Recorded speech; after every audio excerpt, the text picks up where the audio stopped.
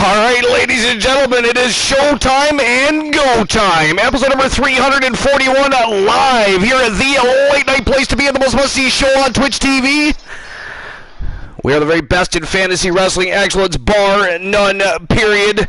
We are the Archiverse TV. Welcome to the Archiverse Wrestle Wars. For those of you just joining us, we actually had a bit of a technical difficulty at the beginning of the broadcast, but all you missed was our discussions about the dirt sheets. Nobody has missed a single thing as far as the wrestling show for the evening goes. So, no harm, no foul. It is time to get the Archiverse Wrestle Wars underway with the first match of the evening. So let's get things rocking and rolling right now. It is showtime and go time, and let's go.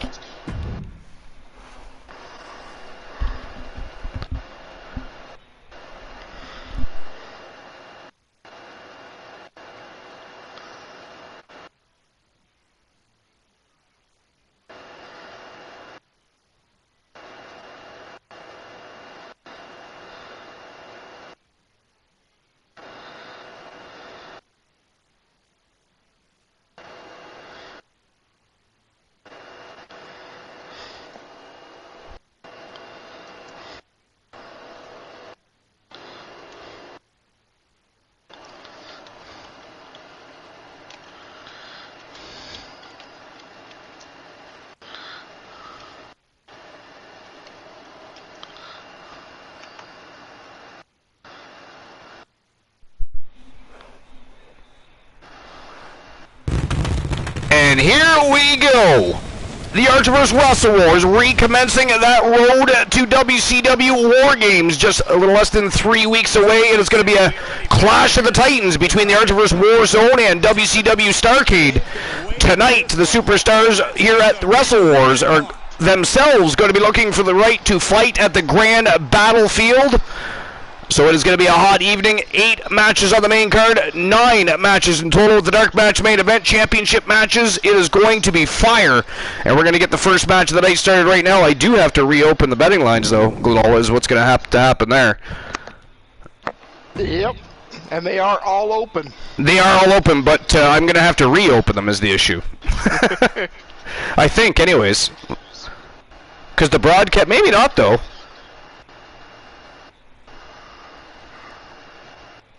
But if it...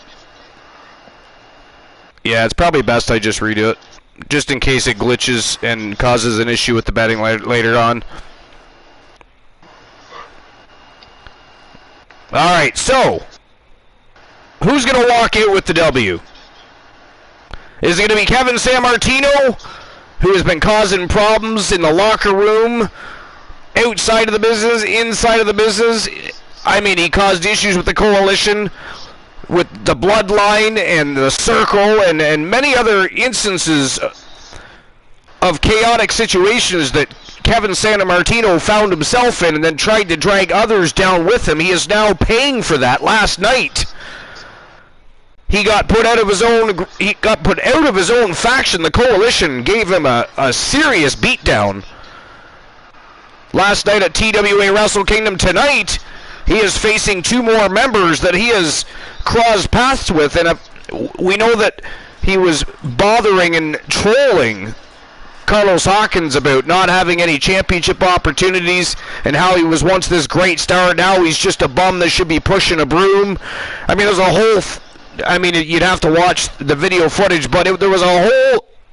it was at least, 5.5 minutes long of Sammartino trying to trash talk Carlos Hawkins, and then we're not sure what happened with Carino Farmer, but that is not a good situation for anybody. What do you think about this?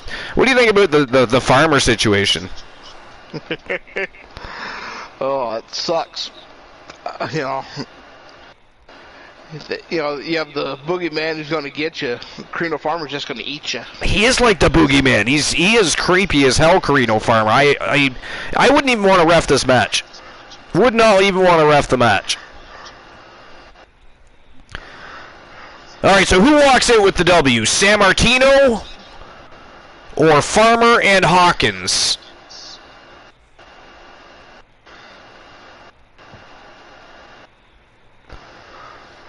You got 5 minutes to make your bets.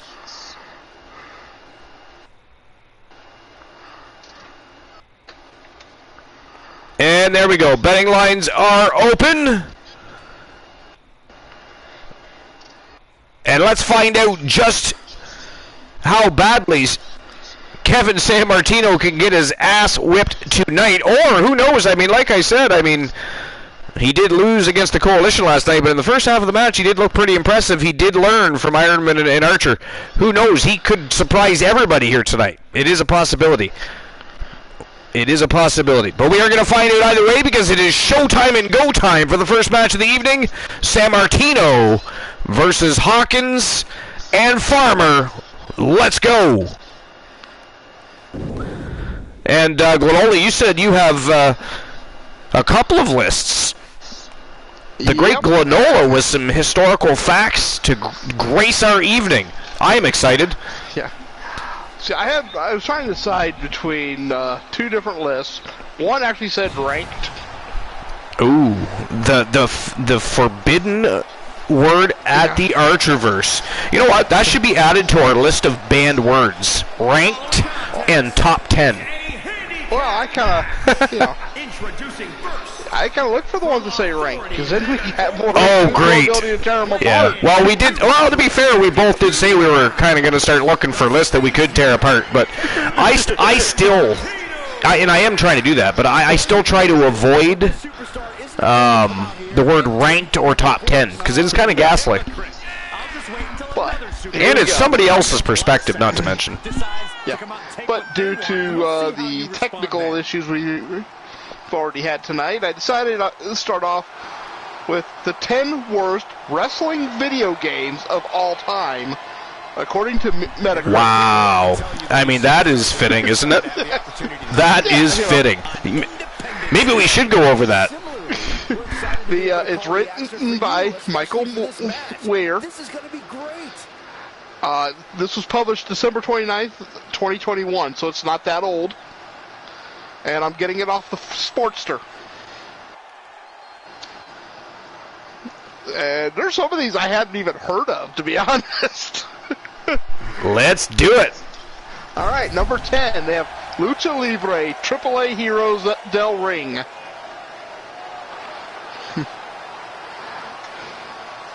Making a game based on the beloved Mexican-based promotion must have sounded great. With so many high-flying masked characters, the potential was there for a terrific game. Sadly, it never came off as the game had decent controls and graphics, but nothing popping out from the WWE games of the time. It's heavily criticized for being far too slow. Sorry to interrupt, but it also helps to be marketing characters people are invested in. Like, you can't just pop in a game because it's a wrestling game and go, well, wrestling fans will buy it. I mean, for instance, I'm not buying the AEW game. You know what I'm saying? Like, I'm just not. Mm-hmm. There's no reason for me to buy that game. They have offered me no reason to buy that game, as a matter of fact. And Kenny Omega himself, who wrestles for them, said it himself, like, okay, WWE, the 2K22 game has its flaws and problems, but it is a beautiful game, though. Like, if it didn't have it would be a beautiful game. It is a beautiful game as far as graphics go, etc. And you're not going to get that from the AEW game. They've decided to go back in time with what they're doing with their game engine. So, but anyways, yeah, we won't rant on that. I'll let you continue. But it was heavily criticized for being far too slow, the total opposite of what Lucha Libre is about. Not so much a horrible game as a horrible letdown to be sadly forgotten despite its good stuff. All right, number 9. Fire Pro Wrestling 2012. When the Fire Pro Wrestling... I actually like the Fire Pro Wrestling games. And they have a huge database of wrestlers you can add into their games and everything else. I mean, the graphics aren't spectacular, but they're fun, though. But anyway. So, when the Fire Pro Wrestling franchise was announced as coming to Xbox 360, fans were excited for a new generation of graphics to make the acclaimed realistic wrestling simulator shine like never before. Instead, what they got was a cartoonish game with wrestlers with giant heads in what amounted to a simple button masher. Oh, and what do you call Battlegrounds and other crap games they produce? You know what I mean? Like, how dare they point that out? Yeah. To waste the power of an Xbox 360 on this was bad enough without wonky controls and lackluster play. It's the black sheep of an otherwise fantastic family of wrestling titles. Alright, number 8. WCW Backstage Assault. Is that like a console game? Yeah, I think. I'm not positive, but I think it was on either GameCube or 64. Oh, for some reason I really don't remember that. Yeah. It makes bizarre sense that WCW's final video game had no in-ring action, or had no in-ring action. Yes, WCW Backstage Assault, released just months before the company went under, has a strong roster of nearly 50 of WCW's top stars, all fighting outside the ring. To me, Punisher says Hulk Hogan looked like a damn trucker.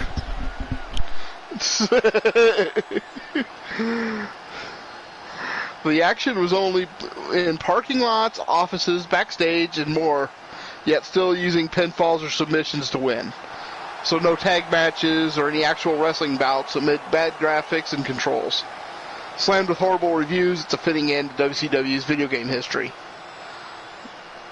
I'd never played that one.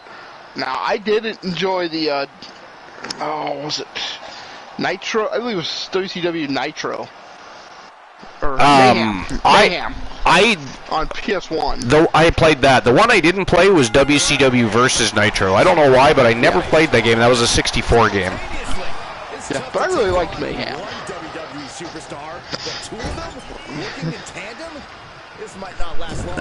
While you go through your next on the list, I'm just going to let the giant puppy out. He would like to go and create a lake in the back lawn. So I'll be right back. So he can go to Starbucks and get him coffee. He's got to make more room in case he wants to drink my fucking coffee later. But anyways, I'll be right back. All right. Number 7, you'll probably not like to miss this, but TNA Impact. Perhaps it's fitting TNA's only entry into the video games turned into a muddled mess. Impact had a good roster and fun like an Ultimate X match, among other types. But issues abound, from bad controls to everyone having the same moveset to glitches. And I totally agree with this. I tried playing it. I actually rented it. And yeah, it was bad. It was all, here we go. Froggy, you'll like this, because this is going to hurt my brain reading this. There was also you needed to beat a rough story to unlock free play of matches, and the bouts themselves just not fun, thanks to atrocious AI. It's telling that shortly after this, developer Midway went out of business, and a later mobile port did little to correct a game that made no actual impact.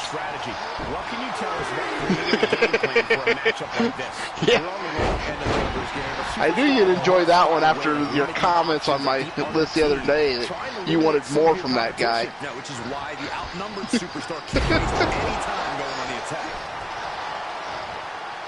But like I said, I did play this. I kind of liked the idea with it, when you're playing as this up-and-coming wrestler and all that, suicide. I actually had hope for it, and yeah, it sucked. That's true, Froggy. Okay, so number 6, we have Backyard Wrestling 2, There Goes the Neighborhood. Most game sequels try to improve on the original, streamline what worked, and cut what didn't. And then there's games that get worse as they go. The roster includes Insane Clown Posse, some long-forgotten underground wrestlers, and a few adult film stars. Despite ideas like an environmental attack using your surroundings, the gameplay remained sloppy and even downgraded from the first. There could be glitches and other issues abounding, and the create a star career path didn't work out. This belonged buried in a backyard. I never did play that one, but I don't know, it just never interested me to play it.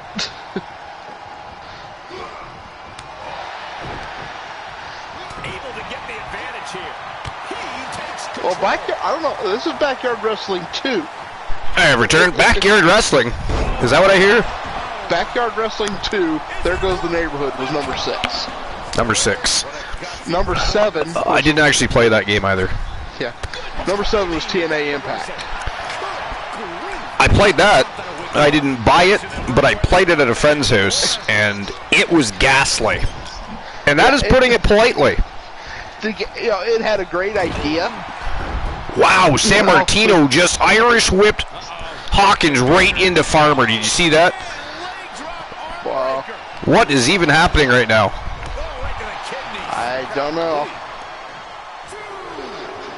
Again tonight, San Martino trying to overcome the odds. And I'll be honest, I mean, I've only been back a few minutes, but he's looking good right now. Oh, savior kick. Well, it's funny you mentioned that line, because number 5 is ECW Anarchy Rules. Yeah, you're not wrong about that, Blind Locksmith. It did play better than the ECW games. And San Martino again with a near fall. Holy shit. Nice springboard cross body there. Oh, San Martino just got... he was on the wrong end of a dragon screw leg whip by Farmer. Yeah. It was released just a few months before ECW went under. Has a lot of options from wrestlers to the styles of matches. Too bad more didn't go into actual great gameplay. It's a shame that the game boasts a lot of depth in the match types, from hardcore wars to more standard bouts, and even Dusty Rhodes in his brief ECW tenure. But the graphics were harsh, the controls wonky, and the Dreamcast, remember that, version was far worse. Yeah, it's too bad too. You know, the Dreamcast was actually a really good machine. I loved the Dreamcast. Sadly, the failure of this game was an omen to ECW itself, soon falling and not ruling anything. Now, number 4, I don't think it was meant to be serious enough to belong on this list. The Simpsons Wrestling. Simpsons Wrestling. Oh my god. I didn't play that either. I did not. As the comic book guy would put it, worst Simpsons video game ever. The concept of the beloved cartoon show taking on wrestling sounded great, and then came to play. Camera is fixed in one bad spot, and the action is less real wrestling, more classic best-of-3 rounds fighting game. The bad designs and sloppy controls ruined would-be fun bits of the characters integrating their personalities in the moves. It was less wrestling, more just slapping and somehow pinning someone when they were face down. Yeah. As both the wrestling and Simpsons game, it felt hard. My problem with it is I don't think it was supposed to be serious enough as a wrestling game to even put it on this list. Yeah. I mean, I remember reading the reviews of it in the time, and it just was never enough to pique my interest. But I do know people that played it, and I even know people that liked it, but, you know, I wasn't... It just didn't. It didn't pique my interest personally. Yeah, and this is another one that I argue if it belongs on this list. Mucha Lucha, Mascaritas of the Lost Code. Oh, another springboard cross body by Kevin San Martino. But Mucha Lucha was a popular CW kids cartoon about a trio of friends learning the secrets of luchadors. This Game Boy Advance entry has them trying to find a lost code and battling their way through various villains. It's less a true wrestling game, more of a side-scrolling beat-em-up. And it's horrible. Yeah. You know, if it's a side-scrolling beat-up, I don't think it belongs on this list. You know, when we're done this list, we need to find a list that is the best wrestling games. Oh, you mean the other list I have? Oh, nice. That's one that's ranked. That is sexy. Like I said, the list Oh, it's ranked too? Great. No, that's the one that is ranked. Blind Locksmith says, Mucha Lucha, I loved that show. I did too. I really enjoyed it. Yeah. I mean, how could you not? Yeah. But no, I mean, if you don't enjoy Mucha Lucha, then the Blind Locksmith, Wreatle, and I have 2 words for you. For ya. Suck it. Alrighty. Oh, damn. Even another savior kick. It's based on a cartoon. The graphics are bad, and the attempts at wrestling moves amid punches and kicks are atrocious. Oh. Even the most diehard fans of the show couldn't put up with this game. I am going to have to get me a copy of this game just to try it out now, you know? I didn't even know the game existed. Man, Hawkins and Farmer are having a real tough time putting San Martino down. Number 2, Hulk Hogan's main event. And that is it. That is all, ladies and gentlemen. The winners of the match from Team Cornhusk Show and Team Snorhawk 64. We're pretty sure he's a cannibal, but Carino, Sinister Farmer, and the A-list, Carlos Hawkins. And that is 2 nights in a row that Kevin San Martino has been issued a beatdown. I mean, it's going to be interesting to see if any of this, you know, changes the way San Martino carries himself in the locker room, and you know what I mean? Oh, yeah. Probably not, though. I mean, he runs his mouth too much. I mean, 2 nights in a row, he gets fed to killers. Mm-hmm.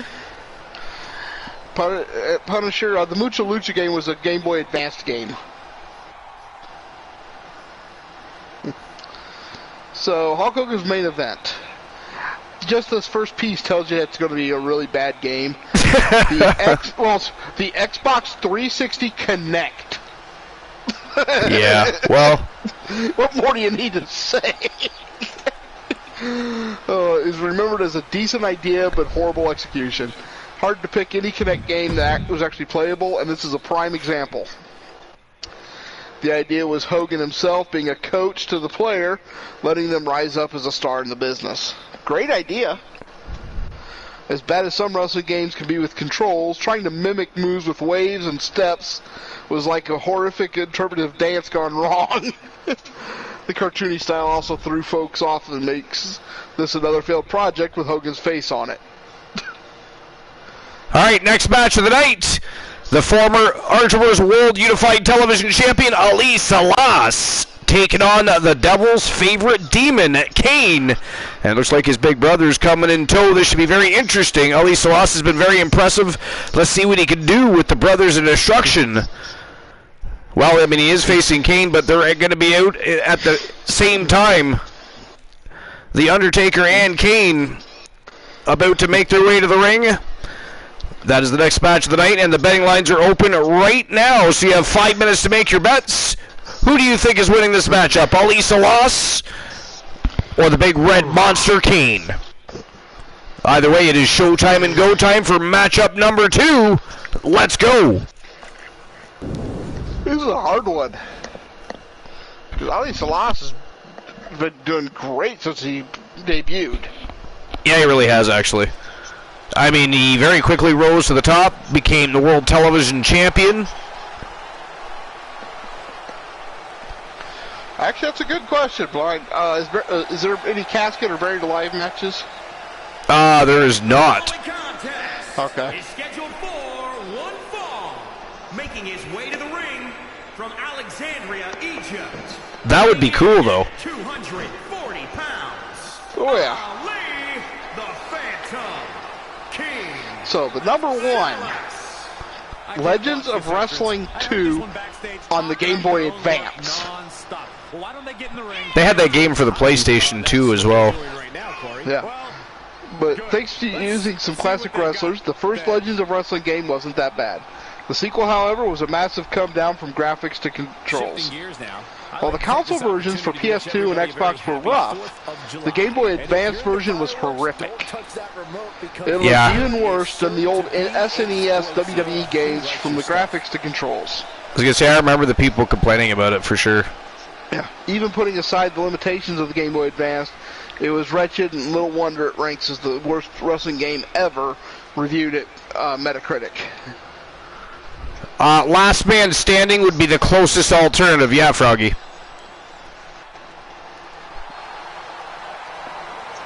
I think Froggy Mothlegs has something cooking up. Oh, I gotta mark this one.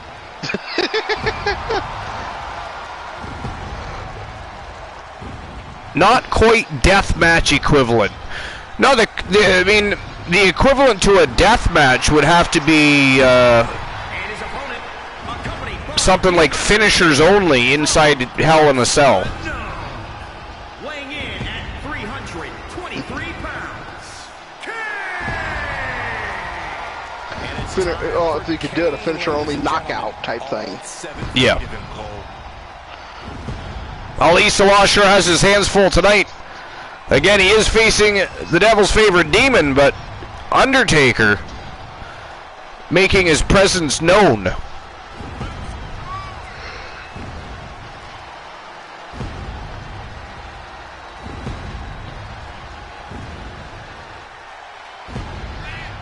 A scary duo. One of the most dominant forces to ever step foot in the tag team division. If not the most dominant, really, at one point or another.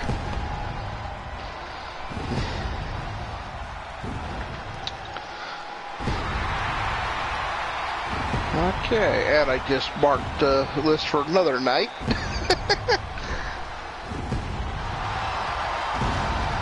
Alright, so this next list, the 12 best wrestling games of all time. The 12 best wrestling games ranked.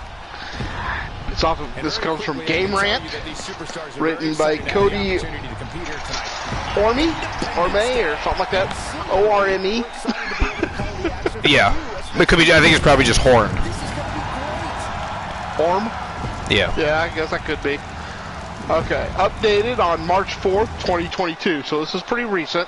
Punisher says WWF No Mercy is number one. WWF No Mercy is easily the best wrestling game ever.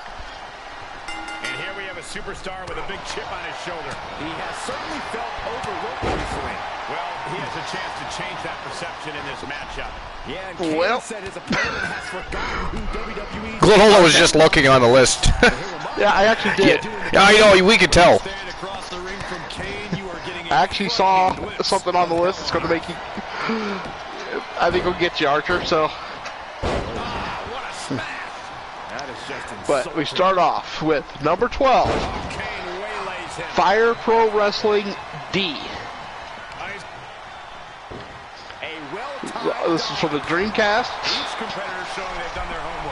Fire Pro Wrestling Series has been around since the 80s. It wasn't until more than a decade later the franchise started to make headway in the West. Around the turn of the century, there were multiple ports of Fire Pro Wrestling released. Yeah, I see it, Punisher, thank you. And there he attacked Kane like his life depends on toppling this. How dare you, Blind Locksmith? Corey, we know Kane does not possess things like empathy. Tried to slip one in there on me. Punisher's got my back. On you? Kane's no regular mortal, Corey. Read it. His decades-long trail of broken bodies is a direct result of Kane's love of inflicting unspeakable pain onto others. Tonight, Read what? It just says swear jar time. he is delivering elbow after elbow. Oh, then read what Blind Locksmith wrote. Snapmare takeover, followed by... Would you hold this for me? Oh, that's bad. Kane's face is making me weak to my But no, just look at the first, before it could. It's What? on me. Oh, it's on you, nice. I somehow looked right past the letter G there. And then Punisher said Archer, so I thought he was warning me that I had a swear jar, and I was like, oh, somebody's got my back as the Blind Locksmith is up some villainy. Out your ass.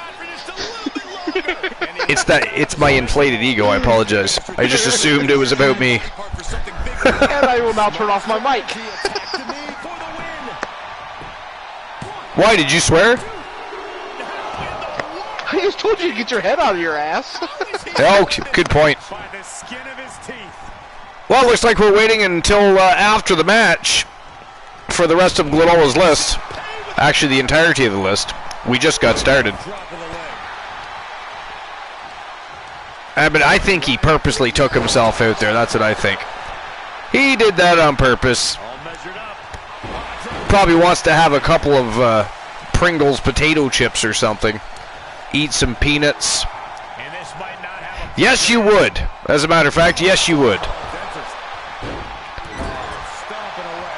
So far, this has been one hell of a match between Kane and Ali Salas. Salas has always been impressive since walking into the company, but I mean, to be standing toe-to-toe with the Devil's favorite demon and holding your own is something to say of its own. And he's doing just that. I mean, Kane in control right now, but this certainly hasn't been that way the whole match. And look at this, Salas fighting back out of that claw that is attached to his forehead.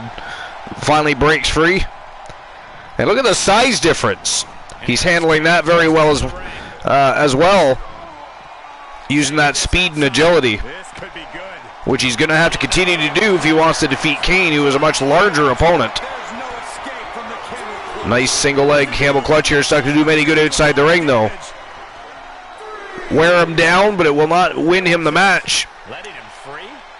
If he wants to submit him, he's going to have to do it inside the squared circle. Here he comes, sliding back in. He's heading back to the ring.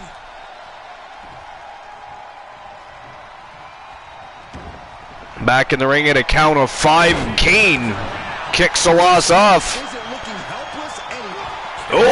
Salas going to go for a ride here, I think. Monstrous choke slam. That might do it. Oh, Salas got the shoulder up. Salas got the shoulder up. Kane going to attack that right arm. And here he goes again. Salas going to go for another ride. No! Salas with a big elbow with the temple. Went for the AKO. His version of an AKO, of course. And how dare he call it the AKO, by the way. Ghastly. Nonetheless, he went for it, but Kane shoved him off. Smokey the Leaf in the house. Welcome on in. Welcome to episode number 341. The Archer vs. Wrestle Wars is well underway. This is the second match of the evening. You just missed Kevin Sammartino for the second night in a row getting a beatdown from two individuals that he has pissed off over the past several weeks. And now we have the former Unified World Television Champion taking on the Big Red Monster Kane in an effort to get himself back into the spotlight as we head into WCW War Games in just a little less than 3 weeks' time. And Salas returning the favor, stomping away on that right arm of Kane. And here we go, he's looking for the AKO. Oh, but Kane thwarts it again and plants him with a big power slam. A drop kick right to the middle of the spine. And Salas in a little bit of trouble here now. Big Red Machine going up to the second turnbuckle here. Oh, big tomahawk chop right to the skull of Ali Salas.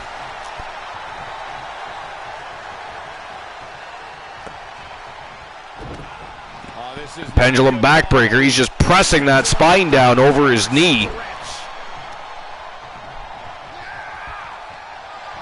Oh, here we go again. Kane looking for that big choke slam. Oh, wow. Reversal. Arm drag reversal by Salas. And now Salas back. Oh, look at the strength. The strength on full display. Picks up Kane, who weighs near 320 pounds, like he was a feather, and just dropped him on the top turnbuckle.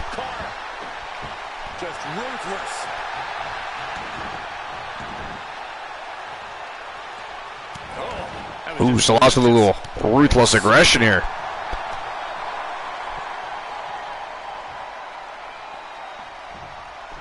Smokey says, how dare Woozy not be here for his stalker?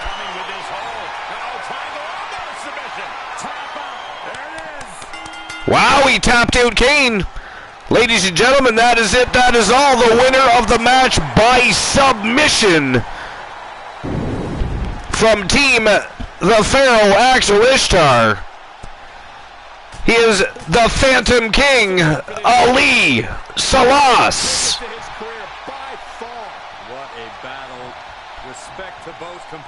Oh, look at this. He's going to get a little respect from the Devil's favorite demon. Wow. Well, there's something you don't see every day. I mean, what does Big Brother think about that? Great sportsmanship. That was crazy, right? Right? Something death. If I was Elise Salas, I would be growing eyes in the back of my head because Undertaker said nothing. Didn't involve himself. Kane extends gratitude to Salas, who just choked him out. Something fishy there. If I was Salas, I'd be growing eyes in the back of my head. I don't trust that, and for some reason, Glenola, I don't think this is over. I don't think this is over. Yeah, I'm not sure. That was weird, though, right? I mean, definitely. Kane extending gratitude to the man that just choked him out. I mean, that's okay. You know, he might take their hand, pull them in, and then tombstone them or chokeslam them. Right, which he was doing all night long. He was trying to make him a part of that canvas. But Salas was full of heart and resiliency, and definitely pulled out all the stops. That is a big victory for Salas, who was looking to get back into the championship title discussion. All right, the payout has been issued for that match. And I'll get the betting lines open for this next match while Glowell's prepping his list again. How dare they give you a swear jar? I don't know how I looked past the G, and I just assumed. I saw swear jar, I saw Punisher saying Archer, and usually that's either somebody creating villainy against me or somebody warning me that somebody else is attempting to run a coup on me. In this case, you got the full brunt of that. Well, it worked out good because I got to go use the facilities, and then you had to go and mention Pringles. Nice. What flavor? Sour cream and onion. Nice. All right, so who walks out with the W? The Hart Foundation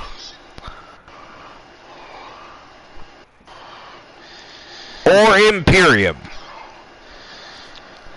Now, unlike most of the other faction matchups and tag team matchups and everything else that's been going on under the sun lately here around the Archiverse, there is no rivalry here. This is simply pure competitive nature. Both of these teams looking to get back into the World Championship Tag Team title picture. And, of course, a win over one another would do just that, whether it's Imperium beating the Hart Foundation or the Hart Foundation, which, by the way, for the very first time going into the ring, not with Jim the Animal Neidhart tonight, with the British Bulldog, Bret the Hitman Hart's brother-in-law. So this is going to be an exciting matchup. The Bulldog back in tag team action. The Hart Foundation versus Imperium is next. Glenola, what do you think of that matchup? Oh, be interesting. Yeah, you got the Fart Foundation. The Fart Foundation. And, yeah. So, I mean, you got a pretty good match here, but I'll go with the Hart Foundation to win it. You're going with the Hart Foundation. Well, the betting lines are open. You guys have 5 minutes to make your bets. And it is showtime and go time matchup number 3.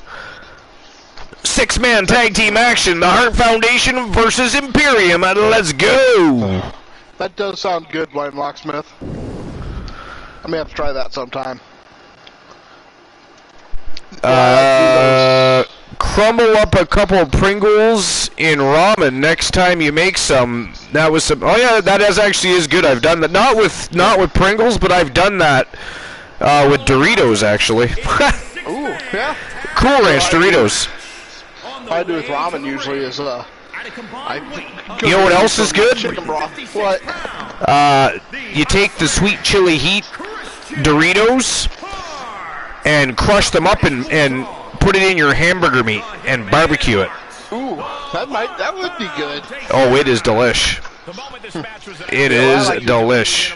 Yeah, what I like to do with my ramen is cook it in chicken broth. I don't drain it. Then I'll add the seasoning packet in there. Well, if you don't, tuna. you don't drain it, because if you want to make it into a soup, otherwise you're just eating noodles with powder on them. A lot of people will drain their ramen. With the instant ramen. Yeah. But the starchy water will thicken up the mixture a little bit, and yeah. Well, so I use chicken broth, and I'll add in the can of tuna, and I use the shrimp ramen, and I'll cut up some green onion, put that in there. Maybe a little bit of peas or something if I have them handy. By the way, did everybody see the teaser I released? It was a little sneak peek of WCW War Games. I leaked it on Twitter, and then of course I shared it on Discord. I did share a sneak peek at WCW War Games. It looked good.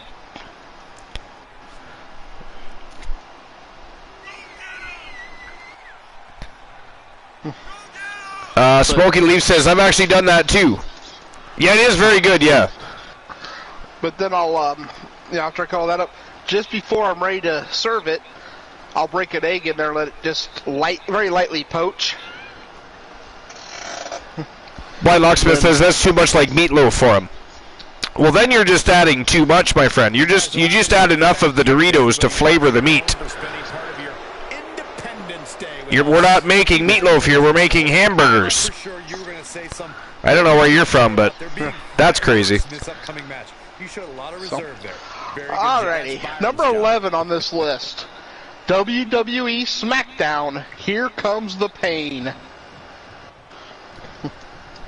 I actually liked that game. I did too. Yeah. I had to go back and double check which one it was. Because there was one of the SmackDown I didn't like, and I can't think of which one it is off the top of my head, but they used a card system. It was, you did 3 matches, a pay-per-view, and then it started over. Yeah. And I just didn't like that. Yeah, I did. Yeah, well, was that? Yeah, because like your even universe would end. Yeah. And there was another game where that didn't happen, but what would happen is after a few years your character would be forced to retire. Well, there was the one, which is why I had to double check. Somebody, do I have my thing handy here? I just happen to have my PS2 games right here. Holy shit! Christian Hurt with a corkscrew senton. Did you see that? Damn.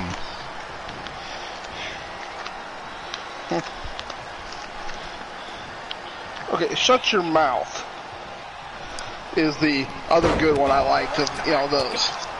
Is it on the list? No, well, not so far. No, but, yeah. Shut Your Mouth is the one that was a 2-year season mode, or universe mode, how you want to say it. Yeah. And it had actual storylines built in. It did, yeah. Including you could have a female manager and kiss her a la the Matt Hardy Lita situation. If you did it right. Jesus Christ, the Hart Foundation not playing around tonight. They are all business and no play. But at the same time, you could actually screw up your entire career in like the first day or two, or first match or two. Because you'd be told to go find a tag team partner. And if you didn't do that, Vince got pissed. Yeah. you actually got to wander around backstage, talk to people, you know. Blind Locksmith said, no kidding, that's only the only SmackDown game I liked.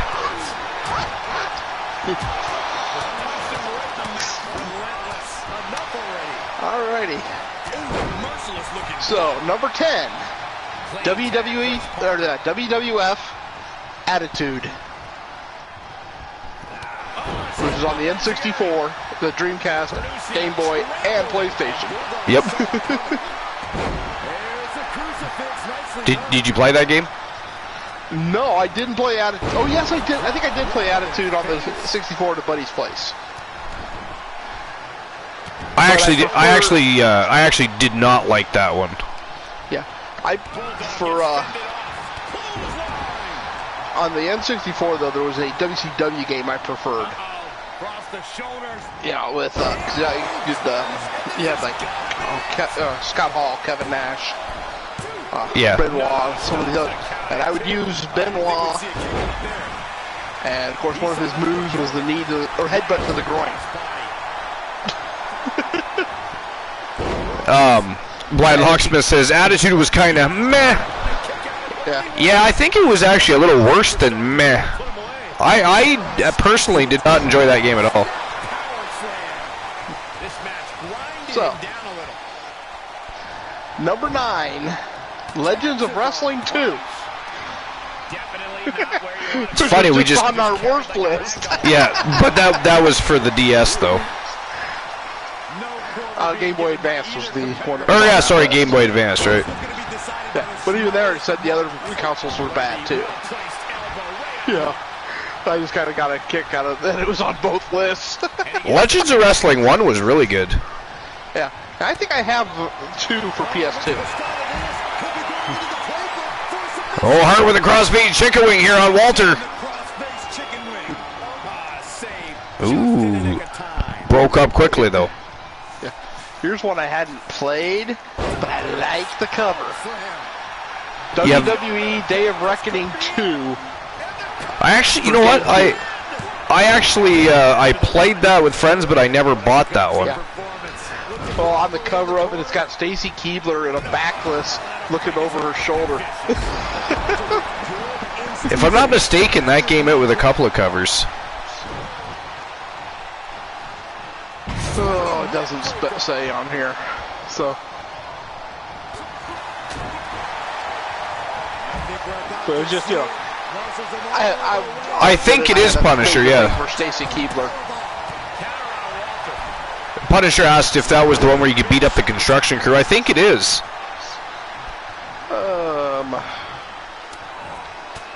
Blind Locksmith, he said yeah. So maybe.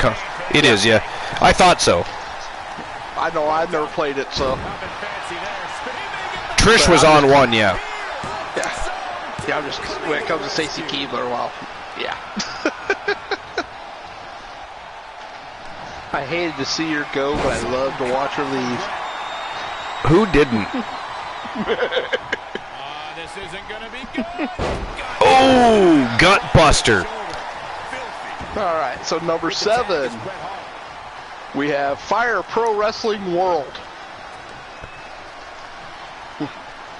Yeah, well, see, a lot of people like Fire Pro Wrestling. Like I said, you can do a lot with it. I never played them, but you know, from what I'm looking at, I mean, they look pretty decent. Yeah, and I mean, you can expand your roster to have a lot of wrestlers on it. Yeah. And that one's actually PlayStation 4 and PC. Now, it's very simplistic, right? It's not to par, you know, gameplay-wise and graphic-wise as everything else, but... Well, but I just happened to glance at their little snippet of information, and I don't know, I may not want to get a whole, or try it even. Players can control Kenny Omega, who's arguably the best wrestler in the world.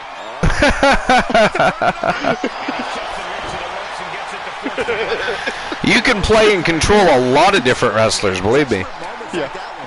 It's just, you know, Kenny Omega, the best wrestler in the world. Come on. Yeah. Well, some people do actually think that. I mean, he's not, but... Yeah. They're wrong, but they think that. Yeah. All right, SmackDown versus Raw 2007 comes in at number 6.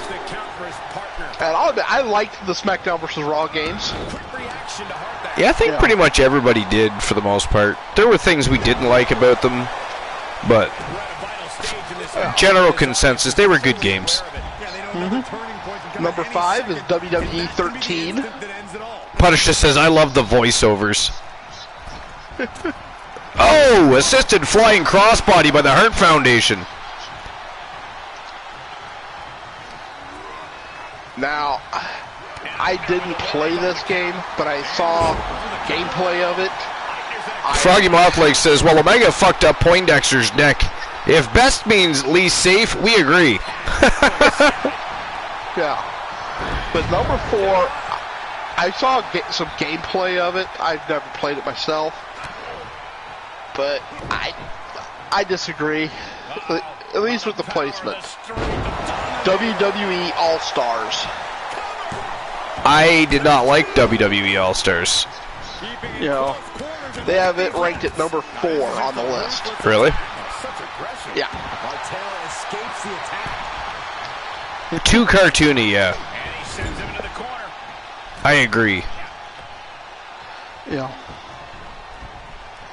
And they're saying, I'm going to read this little clip here. Throwing realism in the trash and lighting it on fire, this underrated gem has players take control of superstars who are more jacked up than usual.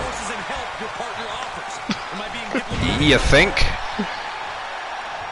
They all looked like the Incredible Hulk. I don't know. Yeah. Okay. Number 3, WWF WrestleMania, the arcade game. I mean, it's a classic. Oh, it is. I don't know if I'd consider it one of the best games ever, though. Yeah, I've seen it played. I never did play this one myself. So I played it. It was fun, yeah. But, I mean... But, yeah, throwing people in the... launching your character in the air for a tombstone, or Doink the Clown literally electrocuting his enemies in ring. This game is bonkers. Yeah. But right It was. One reason why it would be good. It has Doink in it. The Blind Locksmith says, lost many a quarters to the Undertaker on that game. Man, oh man, didn't we all?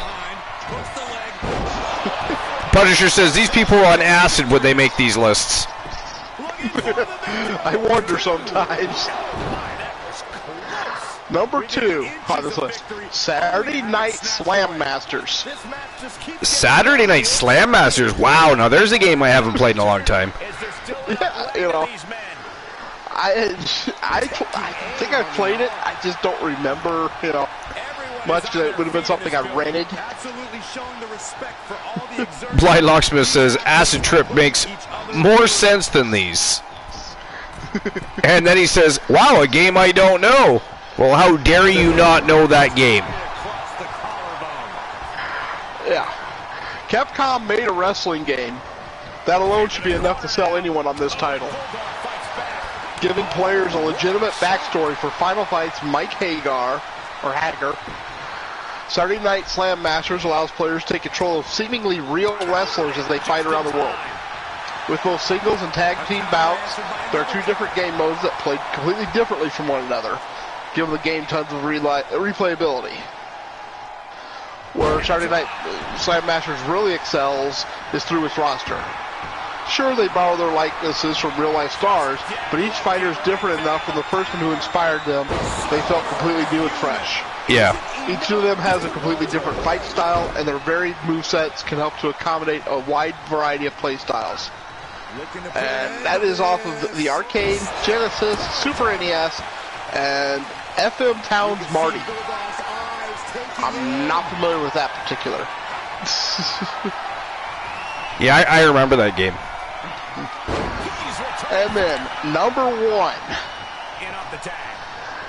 Def Jam, Fight for New York. Def Jam. Good. Oh my God. Yeah, so I purposely chose not to play that. Yeah. Well, and I don't think it belongs on the list because No. It says right here, those who have never played a Def Jam game are seriously missing out. Rather than just wrestling, the games cover kickboxing, boxing, and mixed martial arts. So it sounds more like a fighting game that just happens to have pro wrestling involved. in it. Yeah. You know. Yeah. No, no.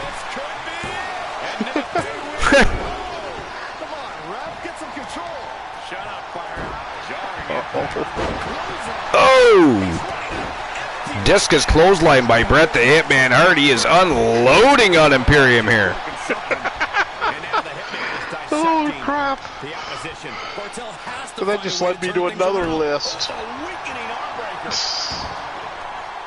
Excellent. I'm not going to do it right now, but maybe some other time. 10 best non-WWE wrestling games. Actually, that could be fun.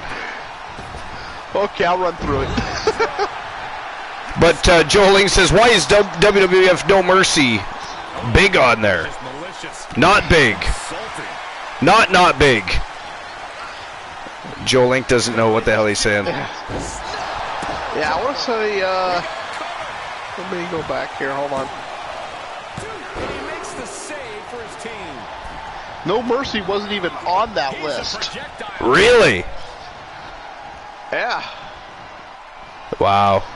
Let me double check. All Stars. Yeah, the for older ones like that, they had Attitude. Yeah, WrestleMania 2000 was another good one, but 2000 wasn't as good as No Mercy, which was basically an upgraded 2000. Yeah, it's not on there. Yeah, that's crazy because, I mean, most people consider WWF No Mercy the best wrestling game of all time. It was a great game. It was a great game. So, now this is like the 10 best non-WWE wrestling games. It doesn't say anything about top 10 or rank. It just says the 10 best. Number 10 is Pro Wrestling, which was on the NES.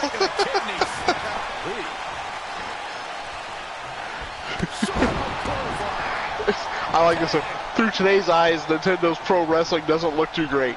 It didn't look too great when it came out. Yeah. But it was fun. Okay, here's one another one I'm not familiar with. But number 9, Total Extreme Wrestling 2020. Total Extreme Wrestling? I'm not familiar with that either, actually. Yeah. The Total Extreme Wrestling, formerly Extreme Warfare series, has shown some occasions that running a wrestling promotion can be fun. It's more like it's a simulator. So I don't know. And of course, strange. This doesn't tell me where, what systems or what, Yeah. So I just happen to know like Pro Wrestling was on NES. But number 8, King of Colosseum 2 from 2004. It was only released in Japan though. The Blind Locksmith says, Sims Wrestling. Alright, I'm in. Well, Total Extreme Wrestling 2020. Okay. Number 7, we have Saturday Night Slam Masters, which was on that other list. It's locked in, the cross-face chicken wing. Number 6, WCW vs. NWO World Tour 1997. I didn't play that one. I don't believe so. I played it. I didn't own it, though. Yeah. Def Jam Vendetta is number 5. Yeah, see, I actually didn't play any Def Jam games. Yeah. Number 4, Def Jam Fight for New York. Number 3, we have Fire Pro Wrestling Returns. That was from 2007. Number 2, we have WCW NWO Revenge. All right, life is great. You have a great night. Thanks for being here. You have a great evening. Thanks. We appreciate your support, my friend. Have a great night. Life is great. We'll see you tomorrow night for WCW Starrcade. All right, and number 1, Fire Pro Wrestling World. You're wondering if earning a win might just be impossible. Now that list, I didn't give credit, so I better do this. Again, came off Game Rant. Game Rant. It was published December 17th of 2020, and written by Ben Jesse. Okay. So I do try to give credit. Well, yeah, we have to give credit, yeah. Give credit or blame where it's due. Yeah, it depends on the circumstance, yeah. Taco Boy deserved a lot of blame. Oh, Taco Boy should not write any lists. That was almost bad. I wish I remembered that guy's name from the other night. With the unreadable list. Oh, yeah. Oh, my God. That was terrible, wasn't it? I actually had to go up and do a shot after I finished reading it. I sometimes wonder how articles get published, like with all the spelling errors and grammatically incorrect sentences and phrases. And like, it's like, you don't spell check, you don't, nothing. Just, you know, you just throw it out there and away you go. But, oh, he is hurt with another cross-face chicken wing. It's locked in, the cross-face chicken wing. Submission forces the... Oh, and that is it. That is all. He tapped out Walter. Ladies and gentlemen, the winners of the match by submission. Bret the Hitman Hart, the British Bulldog, and from Team Christian Cool, he is the TWA United States Heavyweight Champion, the Iceman, Christian Hart. They are the Hart Foundation. And I'll make sure I issue everybody's payout for that here in just a moment. Well, that was a damn good match. I mean, for a while there, it even looked like Imperium might actually beat the Hart Foundation, but the Hart Foundation regrouped a little bit, got a bit of a better game plan going, and ended up coming out on top.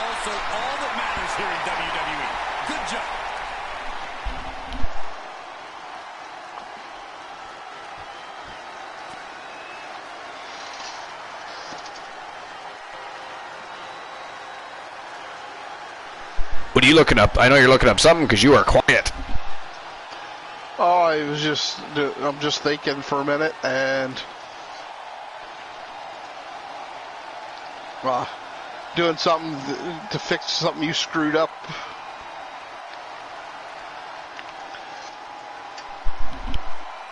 To do with what? There we go. You screwed up my hostile hosting. Did I? Yeah. How did I screw up the hostile hosting? You broke the game, remember? Oh yeah, that's right. I noticed I had another tab open. I'm like, what's this tab? And how convenient how convenient was it that happened before the show started, though? Oh, I mean, we didn't even get a match in, so yeah, that was weird. Oh, now here's a great match.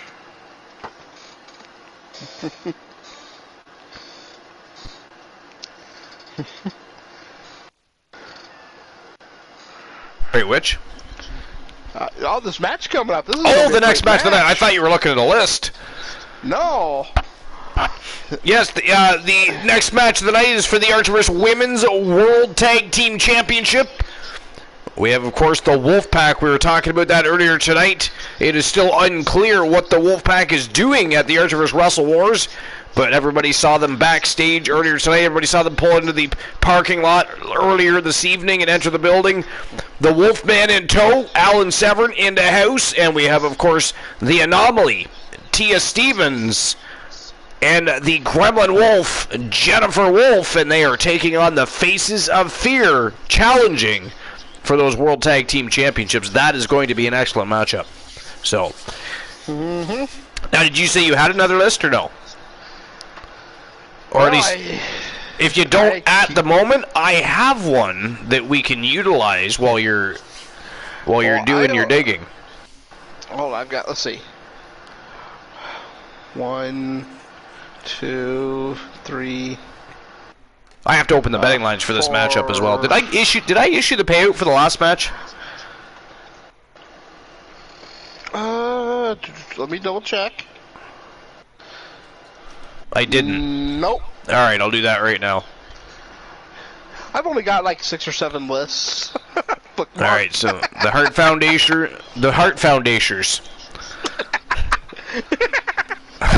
Wow, the Heart Foundation were the winners. I just combined 2 words. I'm from Newfoundland, Ontario, folks. In Newfoundland, they can take an entire sentence, mash that puppy up, and utilize it as one word, and you'll be sitting back going, what in the fuck did they just say? And they somehow know exactly what they said. I don't understand how, but they do. But also, Newfoundland, one of those places where, you know, the stereotypical way that other people like to pretend all Canadians speak? Definitely Newfoundland and East Atlanticers, because they actually do talk like that.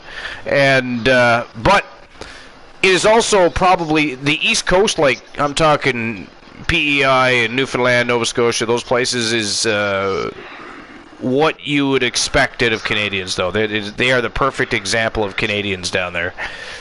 That's such a cool place to be. If I had an opportunity to retire that way, I probably would eventually. I've never been to Nova Scotia, but I've been to New Brunswick. I've been to Newfoundland. I'd like to go to PEI. Newfoundland was so awesome, I almost didn't come back. So, I mean, you're talking about. I think I told this story, but while I was there, a bar fight broke out, and nobody panicked. Matter of fact, nothing much of anything happened except for everybody backed off, took a seat. The bartender turned off the TV, and everybody just kind of watched while these two slugged it out for about 2.5 minutes. And then at one point, the one looks at the other and goes, "What did he say?" It was something like, "Well, that was a hell of a fight," or something like that. And then they both like shook hands, hugged, and went and had a beer. It was like, and everybody cheered. Everybody cheered. They just let them duke it out. And apparently that just happens all the time. If people have a problem in the bar and they want to duke it out, they get the opportunity. So, but because of that, they say that they very rarely have an issue, because everybody knows that, you know, that's the bar where if you go up and have a problem, you're getting punched in the face. So very rarely does that happen, but it did happen while I was there, and I was a shock and awe moment for me, because like I said, I was watching 2 guys whoop each other's ass, and all of a sudden it was like, well, that was a hell of a fight, let's have a beer. And I was like, what?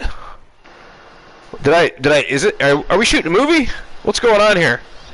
But yeah, it was interesting. It was a lot of fun though. So, and I didn't pay for anything while I was there either. That was the other thing. They just treat you like you're a family member. They don't even have to know what the hell your name is. So, just participate in their customs and you're golden. But all right, so I'll open the betting line for this next match. Again, it's for the Archerverse World Tag Team Championships. And it is the Wolfpack. Curiously enough, again, many questions need to be answered, but the Wolfpack, the Anomaly Tia Stevens and the Gremlin Wolf, Jennifer Wolf, versus the dominant Faces of Fear from Team Boss Apollo and Team One Woozy TV, Nikita the Freak Razor, and the Bombshell, Olivia Payne, the Warrior Princess. That is next. So who do you think walks out the Archiverse Women's World Tag Team Champions? Well, I'm going with the Wolfpack, obviously. Well, I would assume, yeah. I was looking for general consensus, not necessarily an answer directly from you, because I already knew who you were going to choose. Imagine your reaction if I went the other direction. That would be hilarious. Betting against your own team. Just in the, the rare case that they might actually lose a match.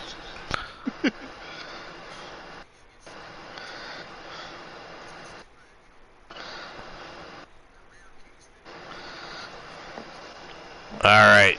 So, who walks out the Archiverse Women's World Tag Team Champs? The Wolfpacks? Or Pack? They are Packs now, apparently, the fuckers. Or the Faces of Fear?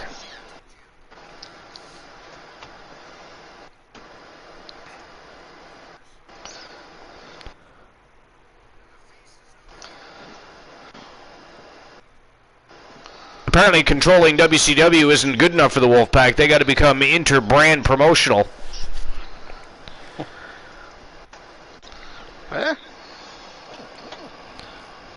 Alright, there we go. Betting lines are open. You have 5 minutes to make your bets. Who do you think's walking out with the Archiverse World Tag Team Championships? The reigning defending champions, the Faces of Fear? Or the debuting Wolfpack? Or at least the Archiverse debuting Wolfpack. I mean, they are from WCW Starrcade. I have no idea what they are doing here. But not only are they here, they have gotten themselves into a championship match here with the most dominant female tag team in Archiverse history in the Faces of Fear. So this is going to be a very interesting matchup. But while we're looking for a list to run down, it is showtime and go time. Archiverse Women's World Tag Team Championships on the line. Let's go. Alrighty. This next list coming off of Gizmodo.com. Gizmodo. And it's actually Gizmodo Australia. They are ready for a fight. It's going to be by Leah Williams. Published October 1st, 2019. Best wrestler cameos in film and TV history. This could be fun. Now, they kind of group some things together, too. Like, number 11 is Glow. Various. The following champion versus champion contest. Glow, a Netflix series about wrestling, doesn't feature a whole lot of wrestlers, but the ones who do cameo are golden. Joey Ryan, pictured above one of them. On the show, he portrays Mr. Monopoly, whose gimmick is he's rich. Huge title match coming up, and a huge opportunity for the champ to prove to everyone that there truly is none better in all of I will say this, right they say feature or a series about wrestling is a series about a specific wrestling promotion. The Gorgeous Ladies of Wrestling from the 1980s. I loved Glow. Me too. 100%. You know, and they weren't all just there because they look good. I mean, what was it, Mama something? Well, some of those women's promotions, put on better matches than others that were, women's and men's. Yeah, I mean, there was that one lady, Mama something, that came out in a old farm wife outfit that probably weighed 250, 300 pounds. But she was good in that ring. Also appearing in Glow are former WWE wrestlers John Morrison, Carlito, and Brodus Clay. Now Ryan, for those of you not familiar, that don't know him, is known for his superpower penis gimmick, where he's able to flip people and body slam them using his crotch. I've seen him a couple times on Impact, and introducing the champions. To be honest, they are the women's it ain't that good of a gimmick. Tag Team Champions. I mean, that might be putting it lightly. Yeah. Number 10, Looney Tunes Back in Action. I'm not like everybody else, Cole. Goldberg. Seems like everybody's ready to write the champ's demise, but not me. You know, I never saw the movie. Neither has the guy. Actually, the guy that wrote this, or the lady that wrote this, I never saw Looney Tunes back in action. Indeed, I did. That was the one with Brendan Fraser. And guys, if you're looking for fireworks on this 4th of July, you came to the right I mean, it wasn't a bad movie. Nothing short of explosive. Come on, but you're better than that. Did you really have to go with the fireworks line? Oh, come on, who am I kidding? Of course you Goldberg actually cameos in a handful of movies and TV shows, including on an American sitcom called The Goldbergs. Unrelated. Though personally, and the movie gets a lot of hate, but I love Goldberg in, Santa Claus. I know, Santa's sleigh. Sorry, that's the name of it, Santa's sleigh. I was gonna say it's not Santa Claus, no. Yeah, he plays Santa Claus, the son of Satan. And it actually has a great cameo in it by X-Pac. How could any cameo be great with X-Pac? Oh, have you seen the movie? Yeah. Okay. X-Pac is the guy that tries to mug Santa. No, I'm aware, yeah. He just gets the shit beat out of him. And then thrown into a dumpster. But, okay. Number 9, Smallville. Batista. Yeah, I didn't know Batista appeared on Smallville, but I guess he did. That's still my favorite of the superhero television shows that they've ever done. I really like Smallville. It was a great show. Yeah, I really didn't watch too many of the... I own it. Yeah. But number 8, and I didn't even know about this cameo. Conan the Destroyer. Andre the Giant. Interesting. I don't recall that either. But you know what? I've only seen that movie once, and it was, even back then, I knew I wasn't going to ever watch that movie again, so I just don't recall. Yeah. But he was dressed in a giant latex fish monster costume, slapping Arnold Schwarzenegger's Conan into a million pieces. All right, then. I'll have to go back and watch that. You know. Yeah, me too now. Pretty sure I have that on DVD somewhere. Conan movie was so bad they don't even... It's just one of those movies they don't even admit to making. I love the 2 Arnold Schwarzenegger Conan movies. Hated Conan the Destroyer. Conan the Barbarian was amazing, and I liked Red Sonja. Red Sonja was good. This is what you call. Yo, that was an awesome movie.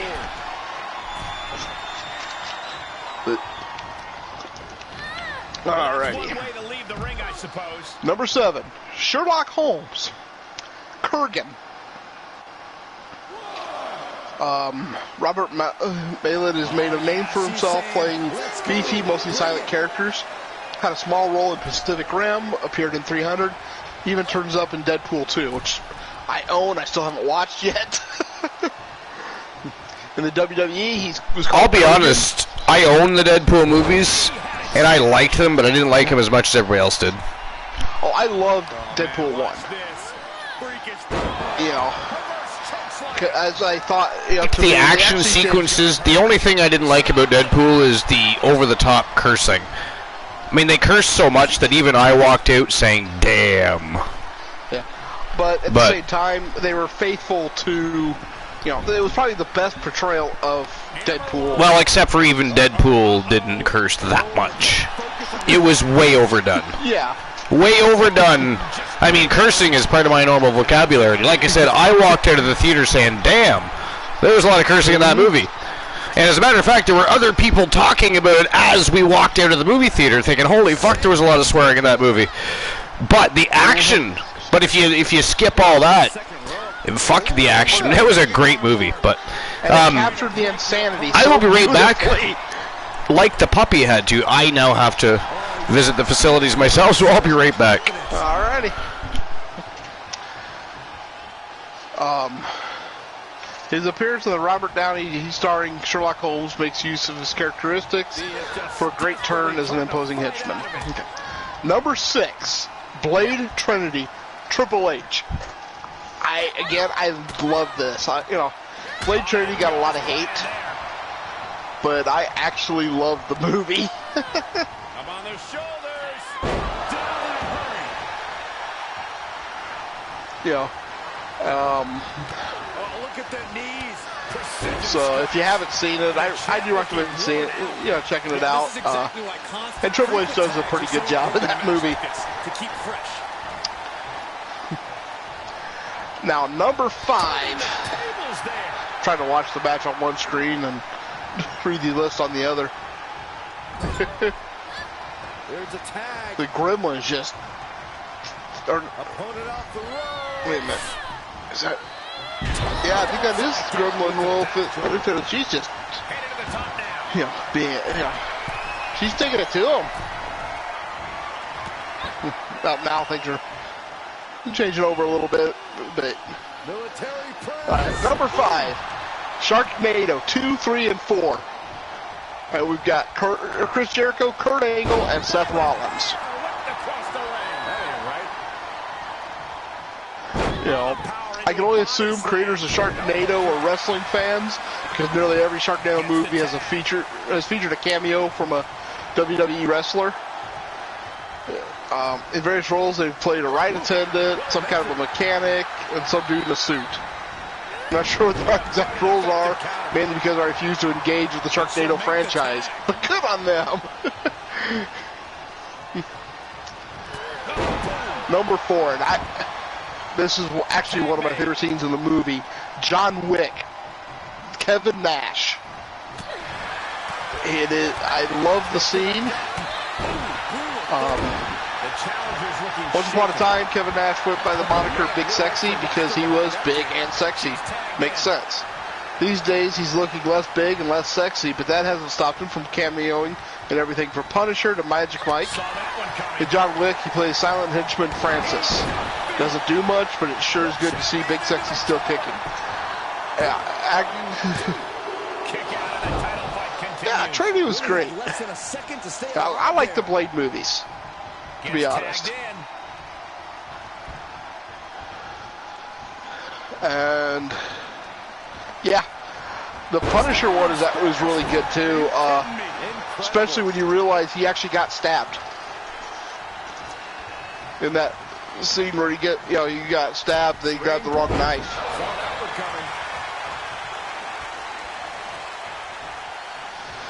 Yeah, that's what I was just saying, but it was supposed to be a collapsible knife, and they put the wrong one there, and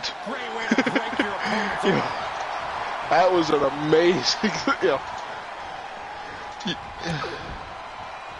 You never would have known it. That it wasn't a prop. A prop knife. That was the best part. But I like his John Wick character because he doesn't actually have to do anything.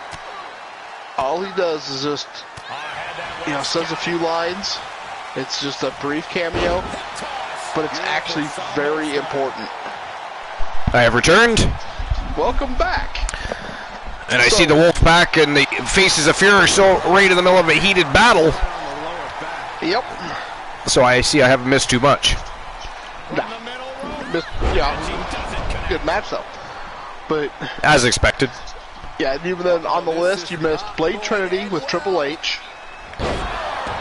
I have that movie. Oh yeah, it's a great movie. It is a great movie. Sharknado 2, 3, and 4.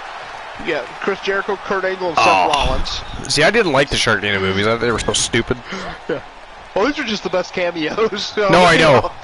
But I mean, even for cameo, some people really liked those movies though. Like seriously, it was crazy. Well, they're so bad, they're so bad, they're funny, yeah. And then number 4 was John Wick with Kevin Nash. Ah, yes. And we kind of discussed in there his Punisher cameo as well. where Kevin Nash gets stabbed for real with a dull knife. You know what was a good wrestling movie, I thought? Like, it was like a B movie or whatever, but Thunder in Paradise. Did you ever see that movie? Actually, I do believe I have it on my computer. I love that boat. I do too. Friggin' phenomenal. Ready to rumble. Oh, good God. I have that movie. I don't have it, but I have definitely seen it.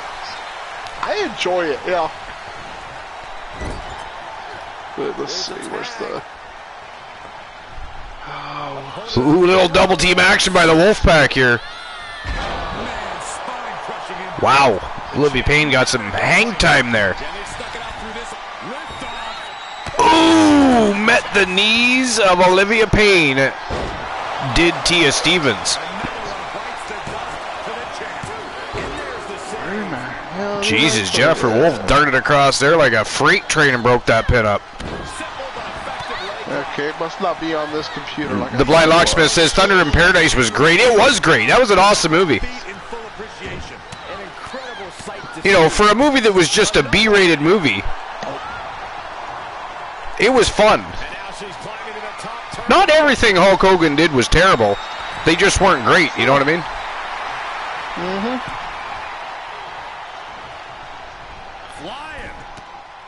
Oh, look at this. The power of the anomaly catches Olivia Payne mid-air. Wow. And a Samoan drop. Crazy. I can't find it. I have to look. It might be on a external drive or something. But I know I had Thunder in Paradise. Oh yeah, No Holds Barred. I loved that movie. No Holds Barred was decent too. I agree. You know, these are movies we could bring up and watch in Discord. Oh, I know for a fact I have No Holds Barred on DVD. I've got, like I said, I think I have Thunder in Paradise. I thought I had all of them. The Wrestler is my favorite wrestling movie. That was a good movie. That really was a good movie too, yeah. Yep, and my cousin's husband actually appears in that movie. Oh yeah, very cool. Yeah, he has 2 scenes that I know of. And he's actually identified in one of them. Nice. There's one, they're backstage getting ready for the show. And it's just a brief, Papa Don, you'll be facing so-and-so. But they do a close-up of his face. Yeah. Very cool. And Papa Don is my cousin's husband. Right, yeah. And then they have another scene where they just show him, briefly. It's nothing spectacular. Got the tag.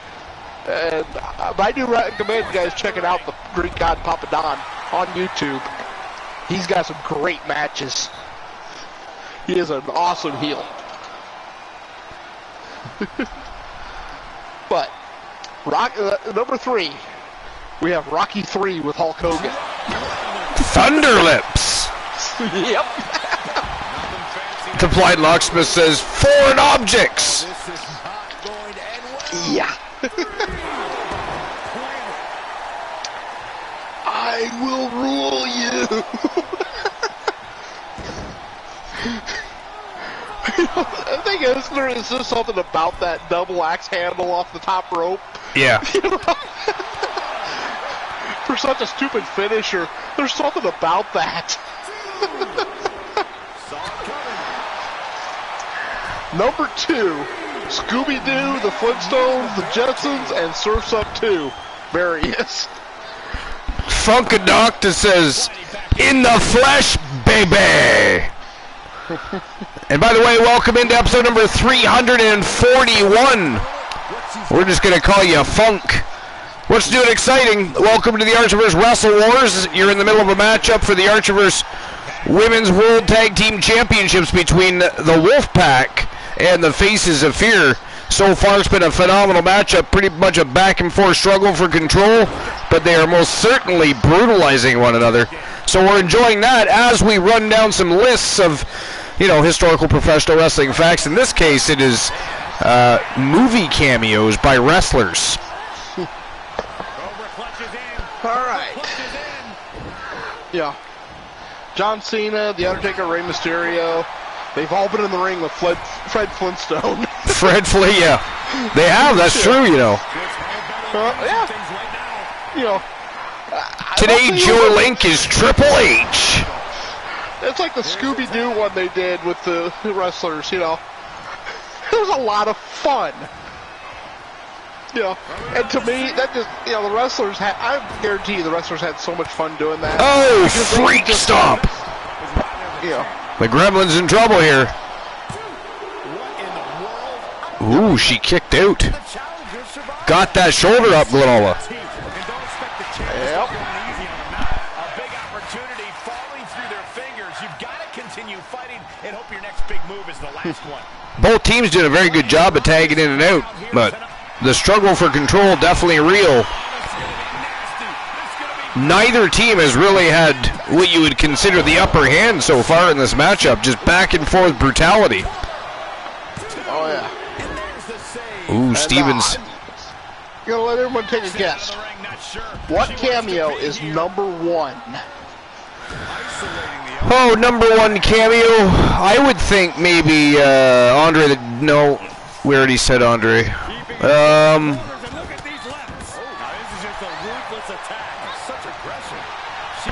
Macho Man and Spider-Man. All right. What does I mean, Chad think? I guess that's you could consider that a cameo.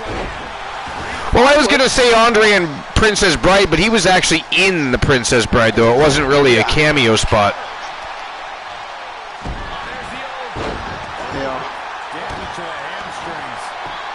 Blind Luxman says, yeah, this is a rubber room match. Yeah, Kevin Nash is again, I don't know if I'd consider that one a cameo because that's kind of a rather important role. Yeah.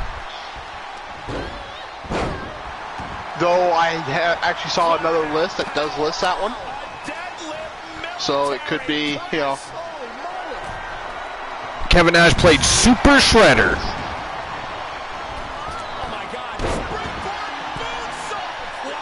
Man, oh man. Springboard moonsault by the Gremlin Wolf here, and she's back on the top rope. Oh! 630 senton. Wow. See what I mean? This is just a back and forth slobber knocker. If it works, it works. Release back suplex. The worship of the superstars is echoing throughout this arena right now. Ooh, Jennifer Wolf kicked out right at the last moment there. Nikita Razor a little frustrated here. Oh, it's good to get frustrated. You start making mistakes. Oh, she tapped out. The Gremlin Wolf tapped out. Ladies and gentlemen, the winners of the match by submission. And still, the Archiver's Women's World Tag Team Champions from Team Boss Apollo and One Woozy TV, Nikita, the Freak Razor, and the Warrior Princess Olivia Payne, the faces of fear. What a match. Yeah, oh yeah, there was a bunch on Baywatch. Hogan was actually in an episode of the A-Team. But so the number one cameo, according to this list, Spider-Man, Macho Man Randy Savage. Yeah, I kind of figured. I mean, how could you leave it off the list, right? Exactly. I mean, that was such an awesome scene. Yeah, it was. It was. And, you know, they took it right out of the comic. Bonesaw is ready! You know, and who better to have played it, you know? Right? I mean, Randy Savage looked like somebody who'd go in there and just break your bones for the. Well, and at that point, he was ripped. He was shredded. Yeah, you know, he had the look with his beard and that, you know, his wrinkles, the that look on his face, he did that so well. TBS says he was essentially just playing himself. To a point, yeah. Yeah, pretty much. Pretty friggin' much, right? Well, that was the thing with Princess Bride, too. Andre basically played himself. Very true. You know. Alright, so the payment's been issued for the last match, and here is the next match of the night. This is for the Artemis World Tag Team Championship. It is a fatal Fornado tag team matchup. We've got the Blood Brothers, the Usos, in the matchup. We have the longest reigning WCW World Tag Team Champions in history, ZM, the Zombie Dragon, and the Predator Vader. They are the Acolytes. We also have from Team Complete Geek TV and Team The Turret Man. They are the longest reigning tag team champions in Archerverse history, Demolition. And of course the reigning defending Archerverse World Tag Team Champions from Team TV Crips, Ryan and Robert Rage, the Eagle and the Scorpion are going to ride together again as they defend their titles against those three monstrous tag teams. Who do you guys think is walking out the tag team champions? I'm going to open the betting lines right now. Uh-oh, I got a joke time. Joke time, let's go. So, we'll come back over here. Or actually, no. Little girl talking with her daddy, and she's sitting there, and all of a sudden, she's like, "Daddy, do trees poop?" Fair question. He kind of looked at her for a second. He goes, "You know what? They do. Where do you think number 2 pencils come from?" Wow. That is just ghastly. I mean, doesn't even count as bad. That's just horrific. Oh, your turn, Archer. Oh, I got a joke time too? Nice. Hold on, I'm just opening the betting lines.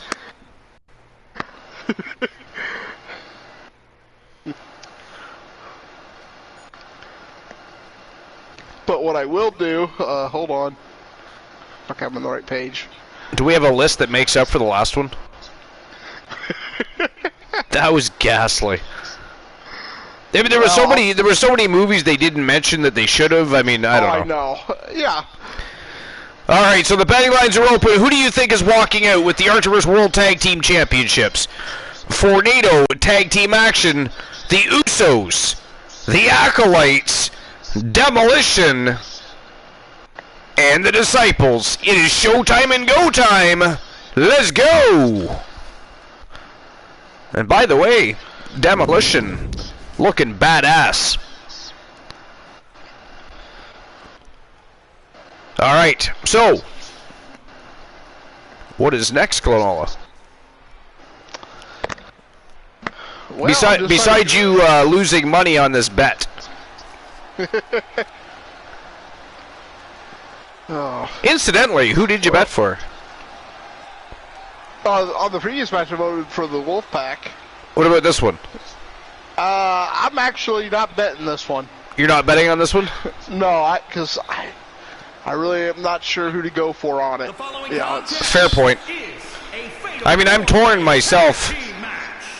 I mean, each and every tag team in this matchup are multiple-time tag team champions.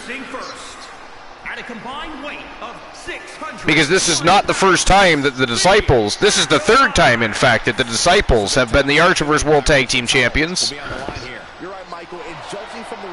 The Acolytes have held the Archerverse World Tag Team Championships on one occasion, but have held the WCW World Tag Team titles 3 times and were the longest reigning champions. Demolition have held the Archerverse World Tag Team Championships 4 times and were the longest reigning champions. The Usos have held the WCW World Tag Team titles once and the Archerverse World Tag Team titles once. So, I mean, this is a hell of a contest. It's a one-fall match, too. I mean, whoever picks up the pinfall, submission, or knockout, their team is taking home the gold.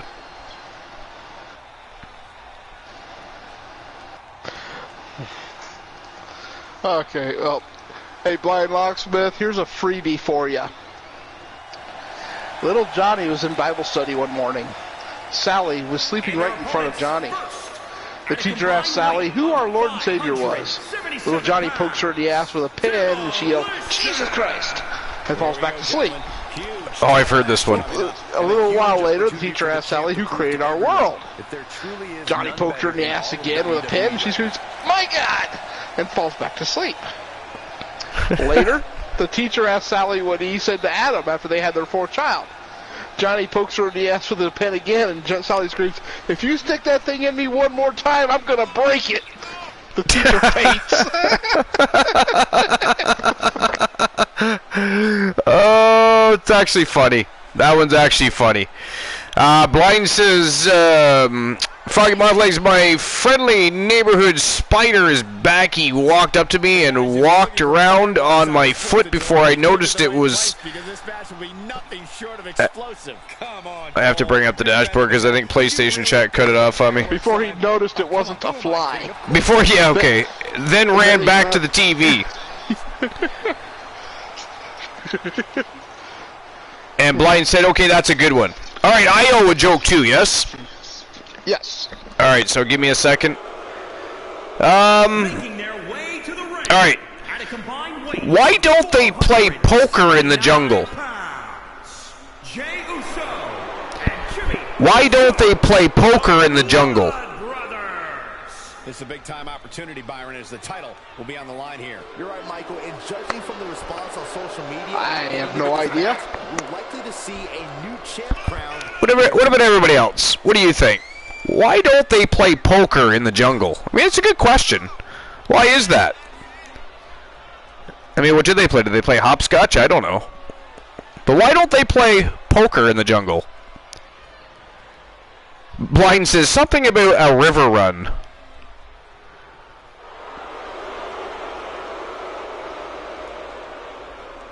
What about you, Froggy Mothlegs? I'm surprised you don't have some sort of educated guess.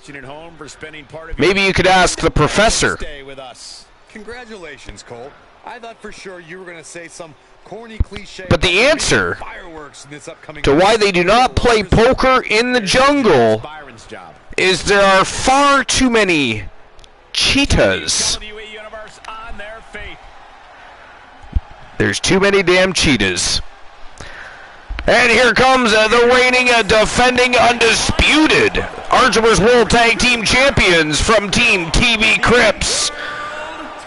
The Eagle, Robert Rage, and the Scorpion, Ryan Rage, the Disciples. And don't be surprised if history is made here tonight. I know the champ has looked good as of late, but I'd say the opposition has looked just as good, if not better.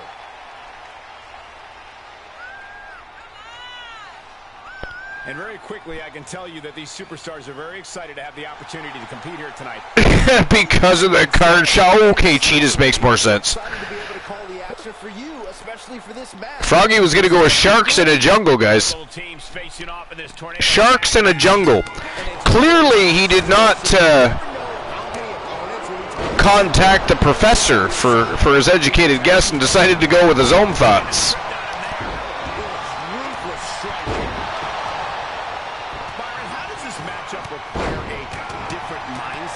And it is all out pandemonium in that ring already. Holy damn.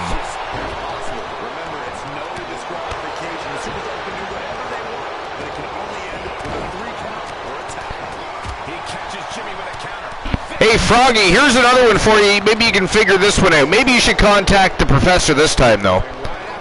This one might be above your pay grade, but here's one for you. I'll give you another crack at a puzzling joke for you, okay? Why did the stadium get so hot after the game?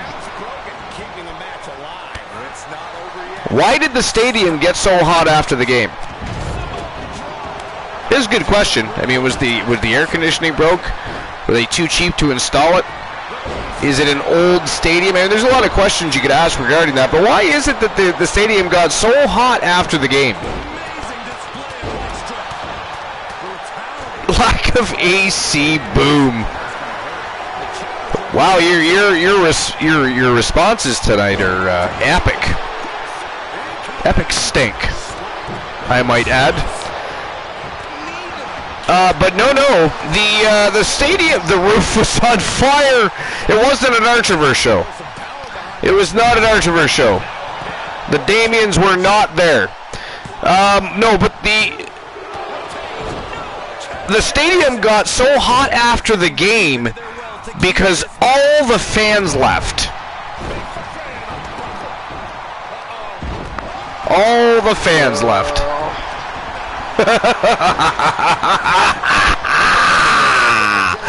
Oh, that was great. Okay. Like I said, here's one last freebie. Little Johnny's class was learning vocabulary in health class, thanks in large part to Johnny's use of obscene words. Teacher was going down the list, asking students to use the words in a sentence. Rectum, she said. And Johnny eagerly waved his hand, but she had experience with Johnny's, so she called on Susie instead. The next word was defecate. Johnny's a bad boy. And again, she thought it best not to call him Johnny, despite his enthusiastically raised hand. Finally, she came to urinate, and figured Johnny couldn't do much harm with that one. Sure enough, he raised his hand, practically leaping out of his desk to make sure she saw him. Okay, fine, Johnny, she said reluctantly. Urinate, Johnny said. Teacher, urinate. But if your boobs were bigger, you'd be a 9. Wow. I mean, I already knew the answer to that, but I still think wow when I hear the answer to that.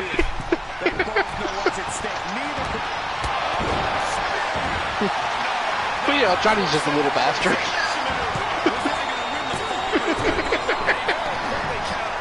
Here's one for you, Froggy. One last free one for me, too, because Little has got some sort of list up his sleeve. So, what do you get from a pampered cow?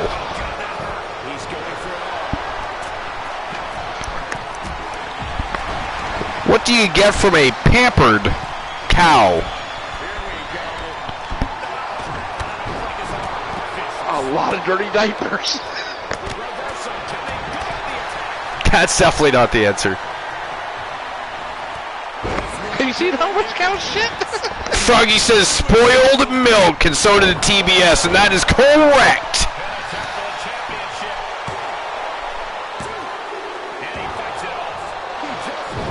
Wow, we had a double pin there.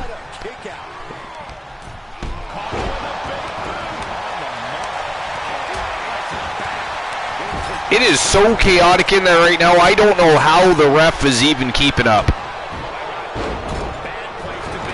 Because this is another, as TBS stated earlier, another rubber room match. They are just bouncing back and forth, brutalizing one another. Trading everything from pinfalls to elbows in the face. This is absolute chaos at its best. I fucking love it.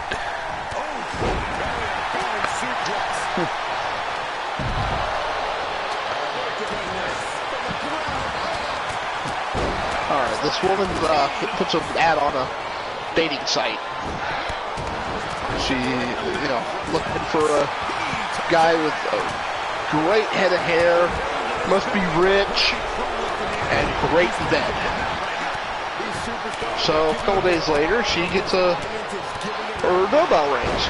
She opens up the door and kind of looks around, goes to shut the door, and goes, "Hey, down here." She looks down, there's a guy with no arms and no legs.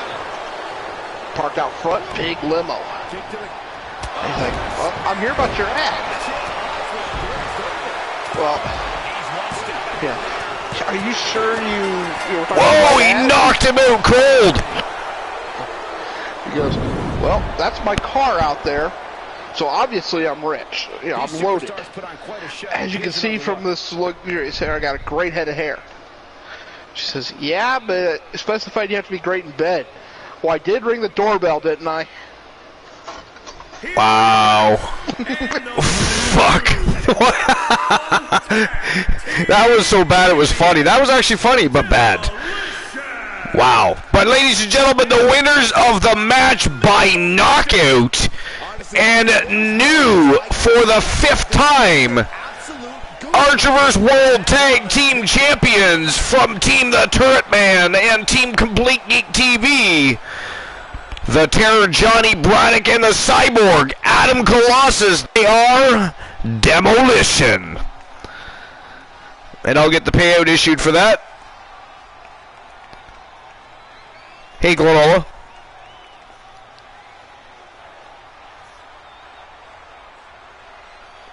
Glenola. Oh, yes? Why did the bicycle collapse? I ain't gonna say it. I ain't gonna say it. I had a response, but I'm gonna be nice. Well, why do you think the bicycle collapsed? Christian Cool went for a ride? No! Christian Cool did not go for it. Although, maybe that would explain. But the reason that it collapsed, it was too tired.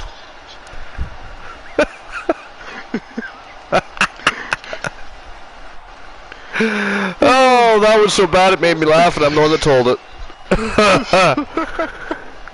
When you have no choice but to laugh at your own material because it's that bad. It's bad. Oh boy. Alright, so I'm getting the payout issued. The winners of the match were Demolition. Sure. And I'll get the betting lines open for the next match, but what do you think of Demolition's new look? I think they look pretty badass, actually. Actually, I do too. That blue looks great. Hell yeah. And man, did they ever look good that, because there was a lot of chaos in that ring, but Demolition was the only team that managed to keep slipping in and out of the ring and coming back and getting back control of the match. But well, clearly that's probably why they ended up winning, but they won by knockout of all things. By knockout. So that was pretty fucking awesome. So for the 5th time, the Archerverse World Tag Team Champions, Demolition. Congratulations to Team The Turret Man and to Complete Geek TV as well. Complete Geek TV, for those that don't know, were the ones that gifted the Archerverse with WWE 2K22 so that they could see the Archerverse evolve and offer the very best possible shows with the updated graphics and game engine. Of course, it was a little bit of a struggle in the beginning. Man, did they ever have some problems when they first launched that. As I predicted, though, by the way, if everybody remembers, I predicted all of that. Yes, I did. I don't think you predicted how all bad it was going to be, though. No, I did not. And by the way, how dare they announce 2K23 without fixing 2K22? I would be surprised if they had good sales for 23, because 23 will simply be 22 with an updated roster, and, you know, it won't start out with all the flaws. So that's the problem with wrestling games. Wrestling games are one of those games you don't need a new one every single year, especially because we play online and everything else. You've already got access to updated rosters and everything else. Every second year, maybe, because every 2 years, wrestling does seem to go through a cycle where rosters do change quite a bit and other things, but you don't need a new wrestling game every year, you don't. You really don't. You don't need a new hockey game every single year either, but, you know, people are just so used to doing it. We just simply keep purchasing the same games over and over with updated rosters, even though we already had it because we probably played online. So we just like to have that new game so that we can tell everybody, hey, I've got the latest game, do you? How dare you play an old game? Meanwhile, you know, retro gaming is huge. It's kind of funny. But alright, so I've got the betting lines ready. We will move on to the next match of the evening. Again, congratulations to the Turret Man and Complete Geek TV. Next match of the night for the Archerverse Women's Wrestling Championship. This is a triple threat, Falls Count Anywhere matchup between the Diamond, Ashley Marie, representing the Coalition from Team AMC Me, Sister Sassy Pants, Rowdy Ronda Rousey, and of course Amber Extreme from Team Joe Link has been on an absolute rampage. and she's putting her title on the line. It's going to be an interesting matchup. What do you guys think? I'm going to open the betting lines right now. Who do you think, Lanola? Well, I'm going to go with Ashley Marie on this one. You say Ashley Marie regains the... Because she was the champion, and of course Amber Extreme swooped in, and man, did she have a hell of a match. Oh, yeah.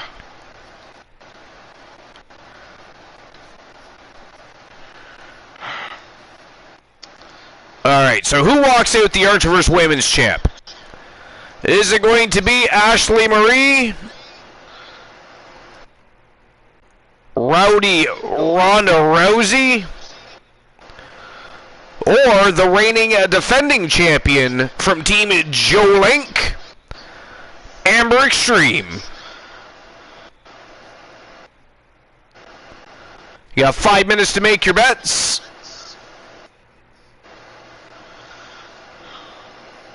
And there we go. Betting lines are open. It is showtime and go time for the Archiverse Women's World Wrestling Championship. Let's go.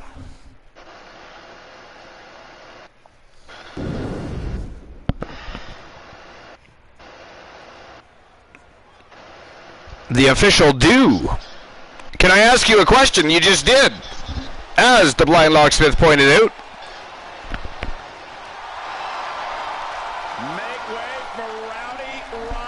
Kind of weird to ask if you can ask a question when you've already asked a question. I mean, it kind of goes without saying at that point.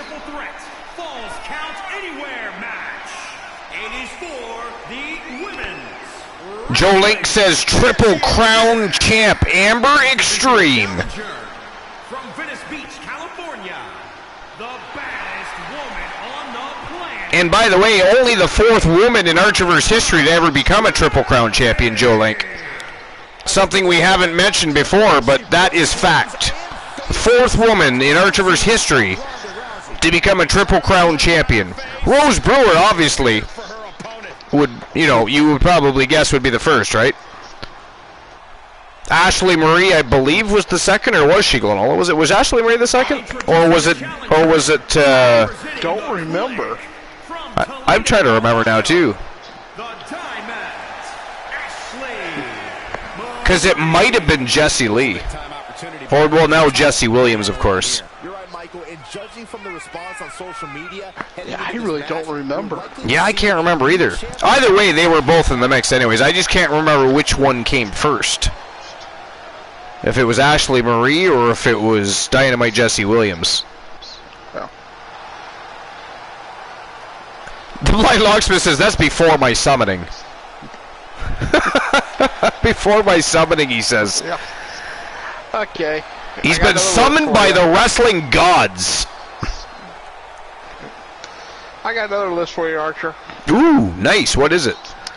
Top 10 movies starring wrestlers. Top Besides 10 The Rock. movies. Sorry, but pardon? Besides The Rock. So Besides there's The no Rock. Okay. movies No on there. Rock movies. Gotcha. So, here we go. Number 10. Now this does not just says top 10, so I guess it'd be in ranked order. Yeah, I'm guessing it's a ranked, or at least there. Yeah. Because number 10. Damn those ranked lists. They live at number 10. Every man's nightmare. That to me should be higher on the list. I mean, that is an awesome movie. Dangerous. Yeah, but Roddy Piper. Yeah, don't disagree. Especially when you have that classic line, "I've come here to kick ass and chew bubblegum, and I'm all out of bubblegum." You know? Dangerous Amber Extreme, ready to defend her title. No, he wasn't. Roddy started another movie that was not nearly as good. Frog Comes to Helltown. Frog Comes to Helltown? Yes. That's a thing? I think it's comes. It might be goes. Let me just double check the title. But yeah, Amber Extreme's ghastly side plates are covering up the beautiful Archerverse side plates. I mean, at least remove the other ones first. That is just lazy. That one was made in 1988, and it starred Piper. What makes a Falls Count Anywhere match so unique? Where he is one of the last men on Earth. At least, you know. I don't think I've seen it. After a worldwide nuclear war where 68% of the male population was wiped out and Viral Man become a rarity, Sam Hell, a scavenger and highly viral man, is assigned to help rescue a group of fertile women kidnapped by a humanoid frog. What? That is the description. I have most definitely not seen that. It is. I got it on a cassette I bought at a flea market. It had like 4 movies on it. Wow. You know, 3 movies, something like that. The gems at the flea markets. Yeah, it's actually, you know, if you that is ghastly. Brain, it's a fun movie that you kind of disconnect your brain. Yeah. You know. So, I mean, luckily that's on the list. But, you know, They Live should definitely be higher on this list. You know. There they go. But number 9, again, placement. The Princess Bride, Andre the Giant. I love that movie. Oh, do you know how many times I've actually watched that movie? Like a lot. It's widely considered to be the perfect movie. It is a fantastic movie. There's a little bit of everything in it. Yeah. A little bit of thriller, a little bit of romance, a little bit of action, a little bit of drama. You know, there's a lot to be liked about that movie. Some of the stories from behind the scenes, like Andre was on set one night or one day and ripped a 16-second fart. And somebody asked him, "Are you okay?" He says, "I am now." The official do. That is the second time you've asked if you could ask a question after asking a question if you could ask a question. And we've already acknowledged that, so I mean, the challenger's looking shaken. Yeah, he bring a cake one time. Yeah, you know. The stuff Andre did on that set, but at the same time, I saw interviews with people that were saying Andre was not acting on that in that movie. He was told what to say, and that's about it. He was just himself. You leave, we stay. Yeah, we told you go ahead and ask the question. I mean, times. Yeah.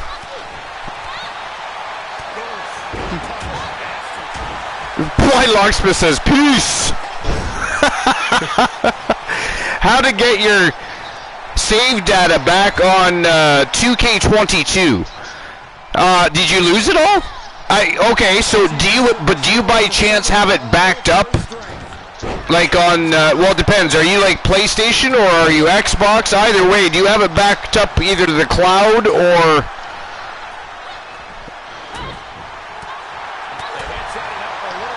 Because if you're subscribed to the PlayStation Network and you're able to upload your data, you can just re-download it. Incidentally, though, what happened? How did you lose your data?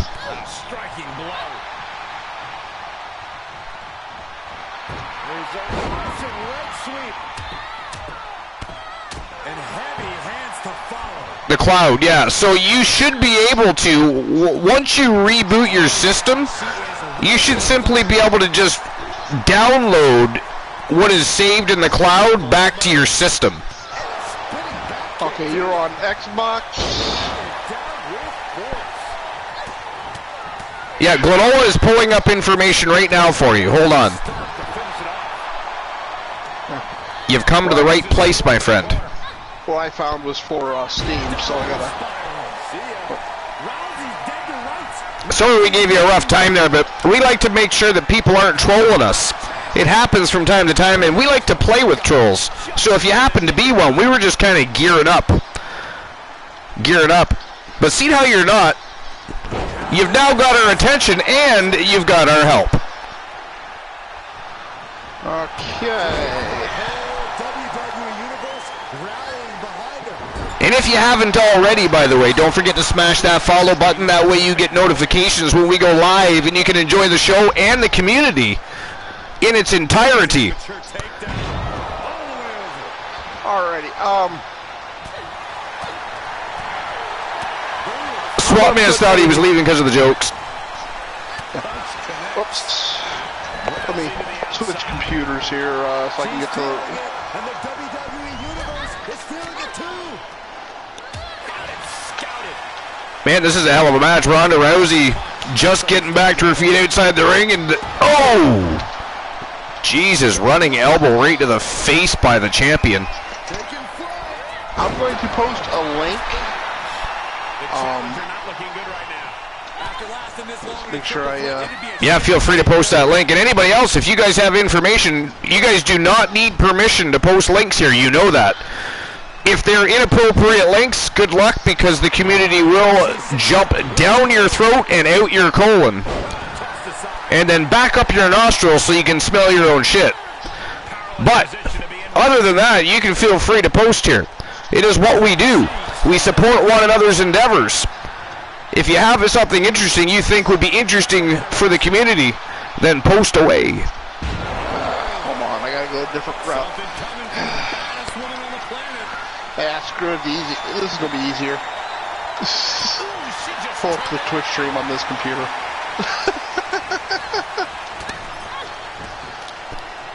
Whoa, that was interesting. Ronda Rousey just teleported.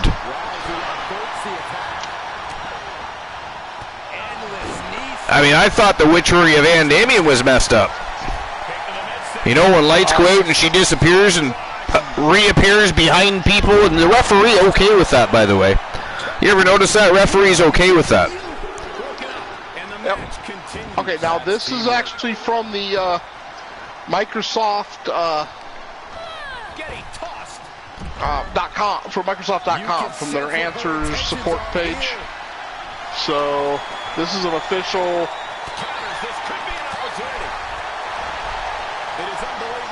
There we go. And it's an Xbox ambassador that is suggesting, or has one answer.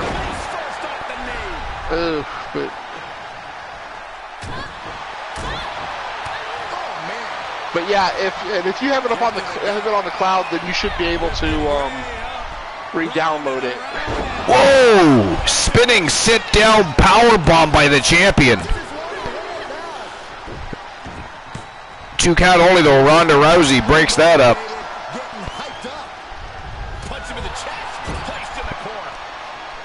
And the champion catches her showboating of all things.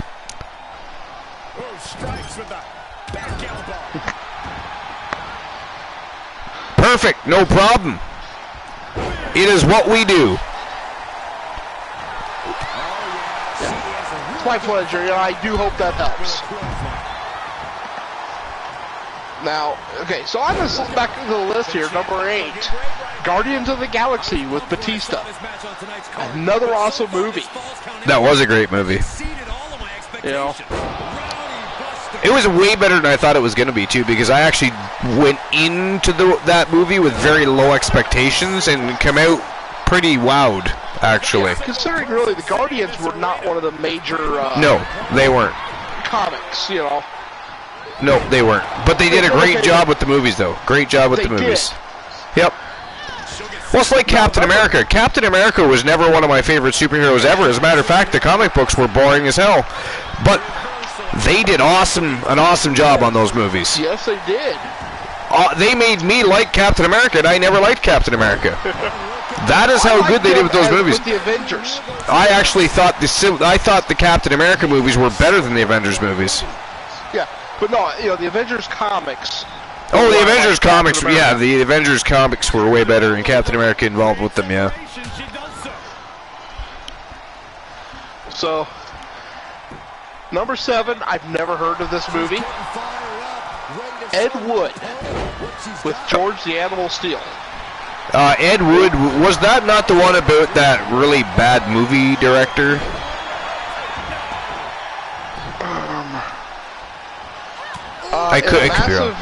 In a massive meta casting, Tim Burton cast Hall of Famer George the Animal Steel to play wrestler-actor Tor Johnson, the Swedish Angel, in the movie Ed Wood.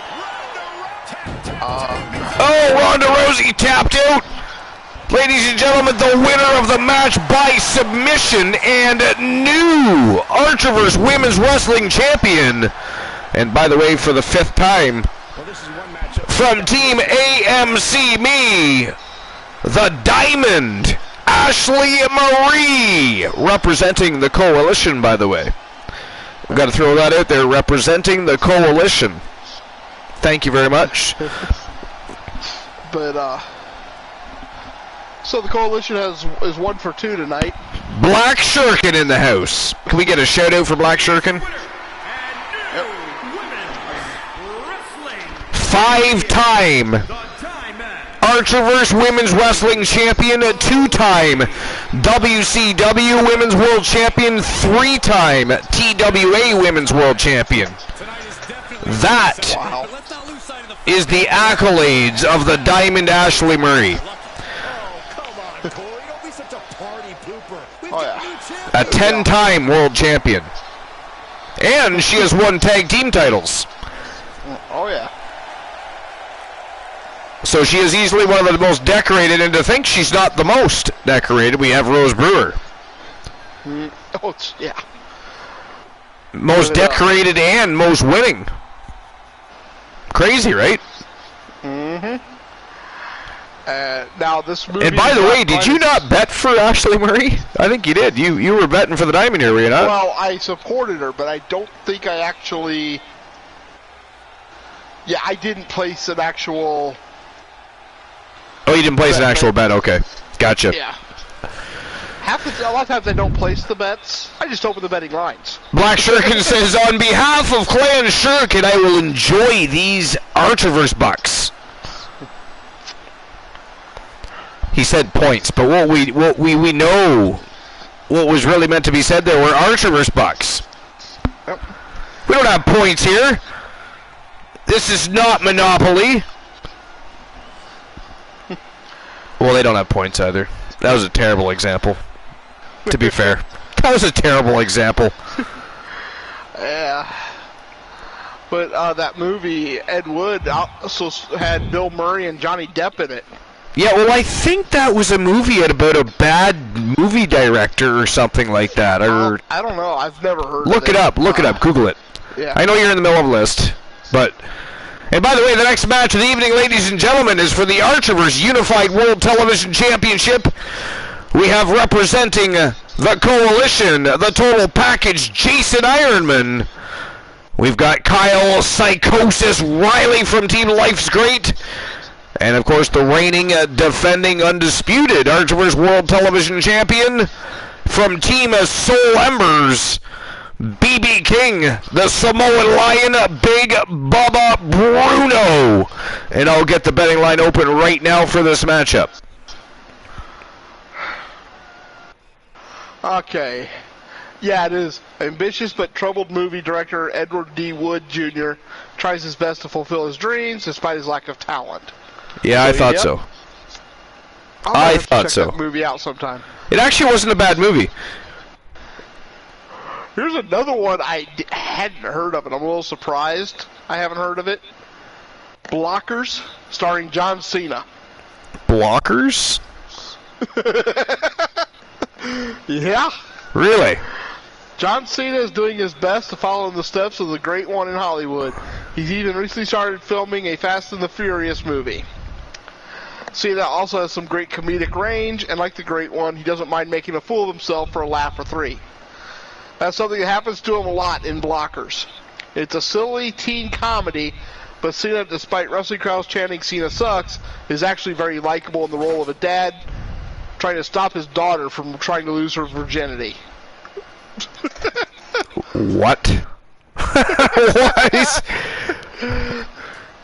That sounds crazy, is what that sounds. All right, so number 5, we've got The Godfather with the Zebra Kid. All right, the betting lines are open, by the way, so it is showtime and go time for both the betting lines and the Archivers World Television Championship matchup triple threat. Jason Ironman, Kyle Riley, and Bubba Bruno. Let's go. And official dev, I'd say it's possible.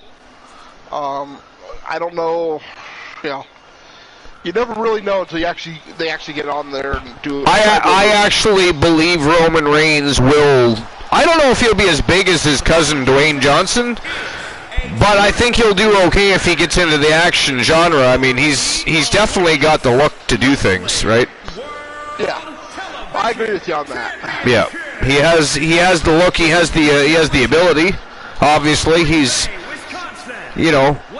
shown many different talents just being a professional wrestler. So, well, not all professional wrestlers can make good actors, but I think he'll be okay. All right, number 4 on the list, The Wrestler, and they're giving the credit for Ernest the Cat Miller. Ernest the Cat Miller. But there's a lot of great wrestlers in that movie. So involved in that movie. So yeah, I agree that wrestlers should be on this list.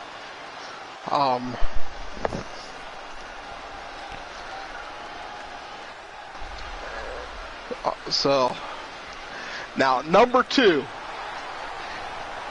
G.I. Joe the movie with Sergeant Slaughter. G.I. Joe the movie with Sergeant Slaughter. Yeah.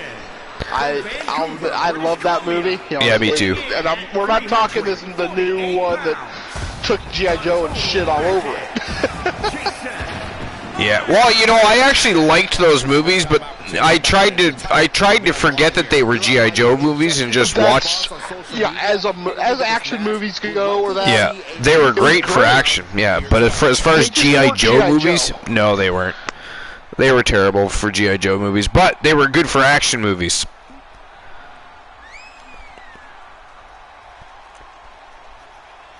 That happens a lot these days. Sometimes you just have to forget what franchise they're a part of and try to enjoy them for what they are. But yeah. TBS said David Spade Netflix movie Roman had a cameo in. Huh. It was called The Wrong Missy. Blind Locksmith says, yeah, I have a love-hate relationship with the new G.I. Joes. Yeah, so do we. Like I said, they were great for action movies, but as far as supposed to be being G.I. Joe movies, they were not. Though I gotta say, I wanted Bruce Willis's house in that movie. And very quickly, I can tell you that these superstars are very excited to have the opportunity to compete here tonight on Independence Day. Yeah, tons of guns everywhere. Excited to be able to call the action for you, especially for this match. This is going to be great. All right, number 2, Magic Mike, Kevin Nash. What was it? Film of Magic Mike. Oh, Magic Mike, yeah. Kevin Nash. Yeah, I have a little line there here. In a film about male strippers, you need to include a guy named Big Sexy, don't you? Yeah. How fitting. From Kingston, Jamaica, weighing in at 484 And number 1, he is the Alliance, the Peanut Butter Falcon, Mick Foley.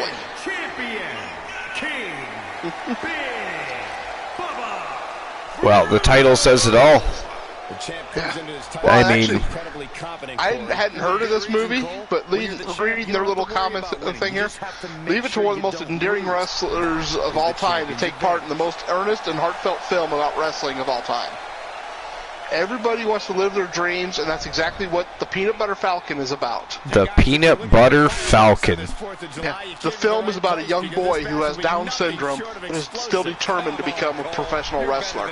Did you really have to go with the fireworks line? I don't think I'm going to look at or watch that movie because I don't want to drown. You know, I got a feel there's going to be a lot of emotion in that movie. The official Dew wants to know what everybody thinks about Austin Theory winning the Money in the Bank.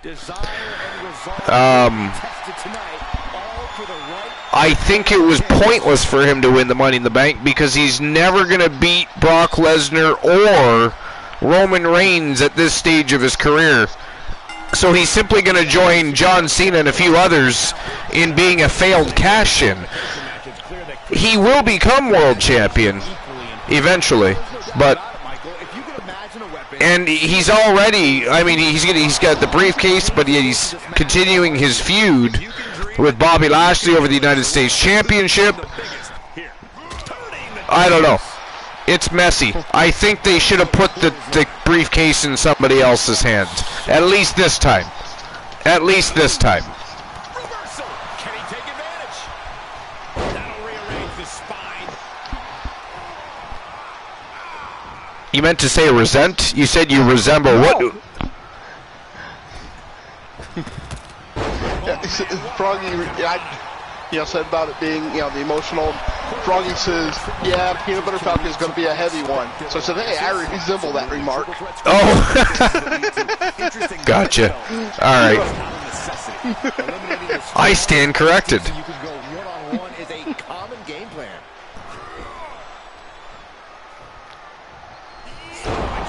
Whoa, Kyle O'Reilly. Unleashing on Big Bubba Bruno here. And Ironman. Ironman down and outside the ring. Riley with a 6:30 senton. That was close. Big Bubba Bruno just about lost his title to Kyle Psychosis Riley, who is on fire. Ooh. He's also on the mat with nobody home. And Big Bubba Bruno on top, standing tall. That is not good for anybody. Froggy Mothleg says, go, Kyle, go!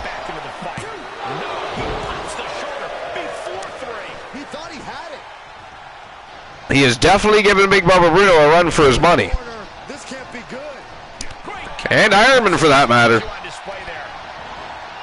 Ooh, Irish whipped Ironman right into Bruno. And again. Two birds with one stone. Bad predicament right here. Oh, what a shock of the year. Ironman playing with his foot a little too much there and bit back.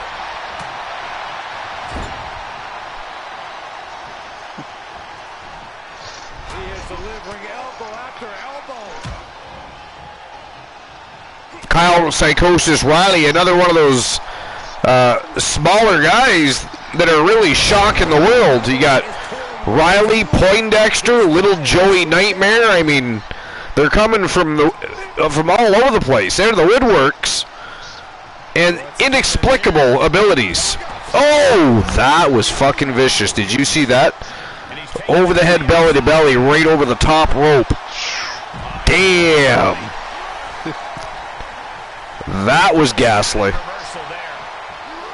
I mean, that could have done some serious damage to the spine of Kyle Psychosis Riley. He's got the answer for that one. And Ironman going right after Bruno here now. All right, Punisher, have a great night. Yeah, thanks for being here. All right, Punisher, have a great night. As always, you are appreciated. We'll see you tomorrow night, 10:30 p.m. Eastern Standard Time, for WCW Starrcade, baby. Vinny K's roster is going to be on the road to WCW War Games themselves with an amazing card, amazing people, and a great evening. So we'll see you tomorrow night, my friend. It is not goodbye, but see you soon, my friend. The Archivist awaits your return to the showcase with the Immortals. Thank you for your support.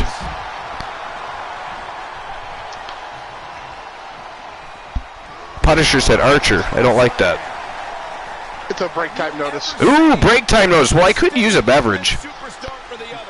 This is Did you get Puppy his coffee? I did not. I'm not having a coffee at the moment. And we mustn't say things at a decibel level that he can hear, by the way. He knows the word and enjoys it. Not funny. Because he does. Like, if I turn my back for even 2 seconds, I can be in the same room. If I get up and my head is at the right angle and he doesn't think I can see anything, he takes a sip. And it's like, you son of a bitch. He likes to slurp the coffee. Wow, Ironman kicked out again. This is a great match so far, guys. It is. Oh! 450 splash off the top rope, and oh, and a face buster. And a face buster. And Ironman still kicked out. Wow.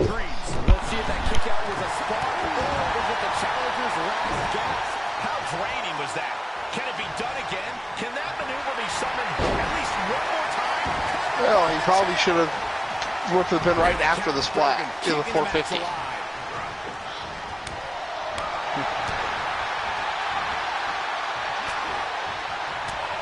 Well, I mean, it's hard to knock what he's doing. He has been on fire in there tonight.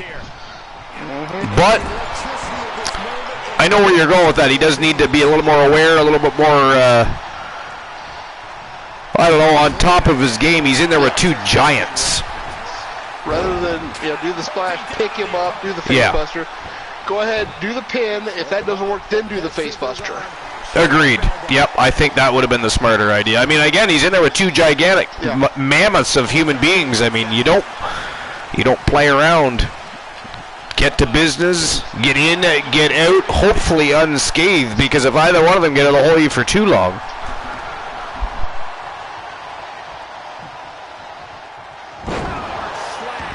Ooh, release power slam by Big Bubba Bruno. Oof. That's basically what we were just talking about, right? I mean, point in case. And I think we just might see suplex. The title's going nowhere. Kiss your dreams. Good night. Yeah. He breaks the pin. Wait a minute, did you say you had a list? I just went through the list. Oh, that was the whole thing?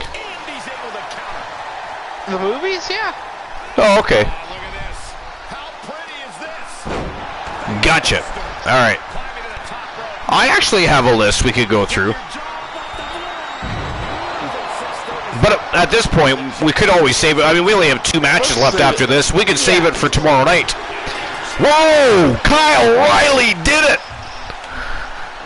Kyle O'Reilly has done it, ladies and gentlemen. The winner of the match and a new Archiverse Unified World Television Champion from Team Life is Great, Kyle Psychosis Riley. Congratulations. Wow, I cannot believe, no offense to Life is Great or anything, but I actually did not think that Life is Great in single fall action was going to beat those 2 mammoths. I figured it was going to be either Ironman or Big Bubba Bruno. That is fire. I actually expected Bruno. Yeah, because Bruno, he lately especially, he just finds a way. He finds a way. That is awesome. Thing is the hair and that kind of puts me in the mind of the rooster. The Red Rooster. I was never a Red Rooster fan. I like Terry Taylor, and I had seen him wrestle previous to being the Red Rooster, but I didn't like the Red Rooster. I didn't understand, because again, I saw him wrestle before, so I was like, why are they making him into this Red Rooster thing?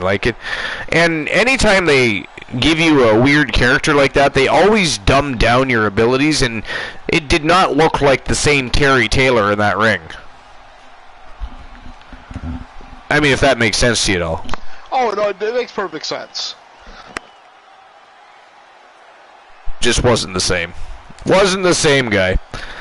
But anyways, how fantastic is that? Kyle O'Reilly, I mean, he has been so impressive since inking a contract, and finally has championship gold. He's, of course, also chasing the Free Spirit World Championship, but now the Unified Archiver's World Television Champion. And that could put him right back in line for that TWA Free Spirit World Championship. All right? Stepping stone, if you will. But on to the main event of the main card. And then, of course, after that will be the dark match main event of the evening. But here we go. We have fatal four-way action for the Archiver's World Heavyweight Championship. It is a TLC matchup between Jake the Snake Roberts, Kevin Owens from Team Almighty Exotic, J.R. Jack, and of course from Team Dogface, Fat Lad Mitchell Vaughn, the reigning defending champion, putting his title on the line. That is next. Glenola, what do you think of that matchup? While I open the betting lines. This is going to be a great match. It's really hard to choose, a winner on this one. Well, if I'm forced to put my money somewhere, I'm going with the reigning defending champion.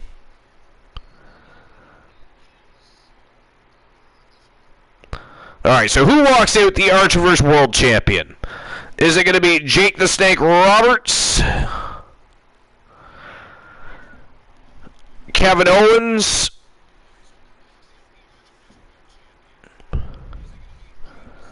J.R. Jack, who's been hella impressive and has already been a champion, by the way? He has been the Archiver's World Heavyweight Champion. This is a rematch of sorts for him. Not the rematch he was looking for or wanted. I mean, anybody that's chasing the championship wants that 1v1 opportunity, but it is nonetheless an opportunity. Or the reigning defending champion, Fat Lad Mitchell Vaughn.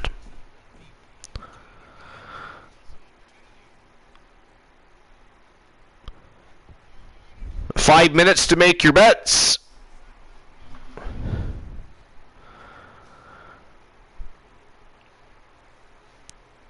And there we go. Betting lines are open. Alright, so Glenola, I choose Vaughn. If you have to put your money somewhere, where would you put it? Well, I hate to do it, but I'd have to go Vaughn, I think. You gotta go to Vaughn as well? Yeah. Yeah. I mean, he's just so damn impressive. He really is. At the end of the day, he has been the Archiver's World Champion on 2 occasions now. He's been the TWA World Champion twice. He's been the Archiver's Unified World Television Champion. I mean, and he's never gone for a long period of time since inking a contract without holding some sort of championship gold. I mean, it's hard to bet against Mitchell Vaughn. It really, really is. It's kind of like betting against Rose Brewer. Well, yeah. Kyle Brewer. Yeah, exactly. 2 more that you don't bet against. Every time you do, you tend to your wallet gets a little lighter somehow. Yeah. Just because of their history. Tons of funk. Do they win all the time? No, but look what they've accomplished. You can't bet against them. Well, exactly. Well, I mean, you can, but I mean, again, you're looking to lighten your wallet as opposed to fatten it. So, but yeah, I mean, Jake the Snake Roberts has looked impressive lately. Obviously hungry. Kevin Owens has been champion himself as of lately, World Television Champion, and World Champion. So he is definitely looking for that spotlight. And hey, let's face it, Owens always looking for a fight and always hungry. J.R. Jack, well, I mean, this again, sort of a rematch for him. Again, not the rematch he would want or would like, but either way, an opportunity Opportunity's door is there. You can either knock or kick that bitch in. Let's see what these three do. But either way, the world champion's going to bring it, so they better bring an A-game because the world champ is a fighting champ, and he will definitely bring it to them, Glenola. Oh, definitely. All right, so there's about 2.5 minutes left to make your bets. So go ahead and place those bets, and in the meantime, it is showtime and go time. Main event of the main card. Let's go.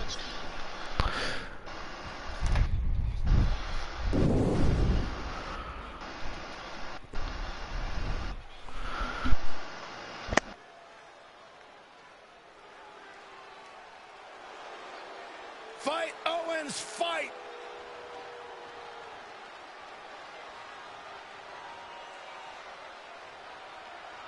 The following contest is a fatal four-way tables, ladders, and chairs match. Fatal four-way TLC, baby. Championship. Introducing the challenger from Wreatle, Quebec, Canada. Weighing in at 266 pounds, Kevin Owens. Kevin Owens used to fight for himself in his... I always like how he says, Kevin Owens. And guys, if you're looking for fireworks on this 4th of July, you came to the right place because this match will be nothing short of explosive. Come on, Cole. You're better than that. Did you really have to go with the fireworks line? Oh, come on. Who am I kidding? Of course you did.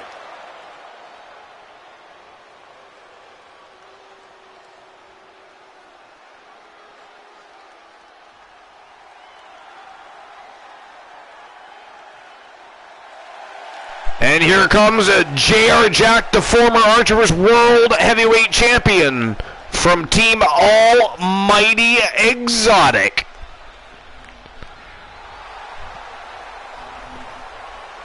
And introducing the challenger from Houston, Texas, weighing in at 269 pounds, J.R.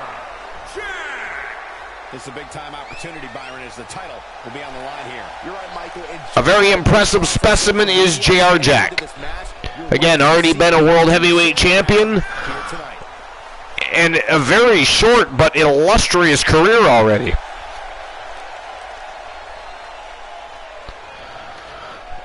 What do you think of J.R. Jack, Glenola? He's been impressive. I mean, how dare you sit there and eat Pringles? Actually, I wasn't even eating Pringles at that point. Oh, you were just ignoring the masses. Oh, that's good to know, everybody. He was just ignoring you all. I'm looking at my albuterol, debating whether I want to wait or not.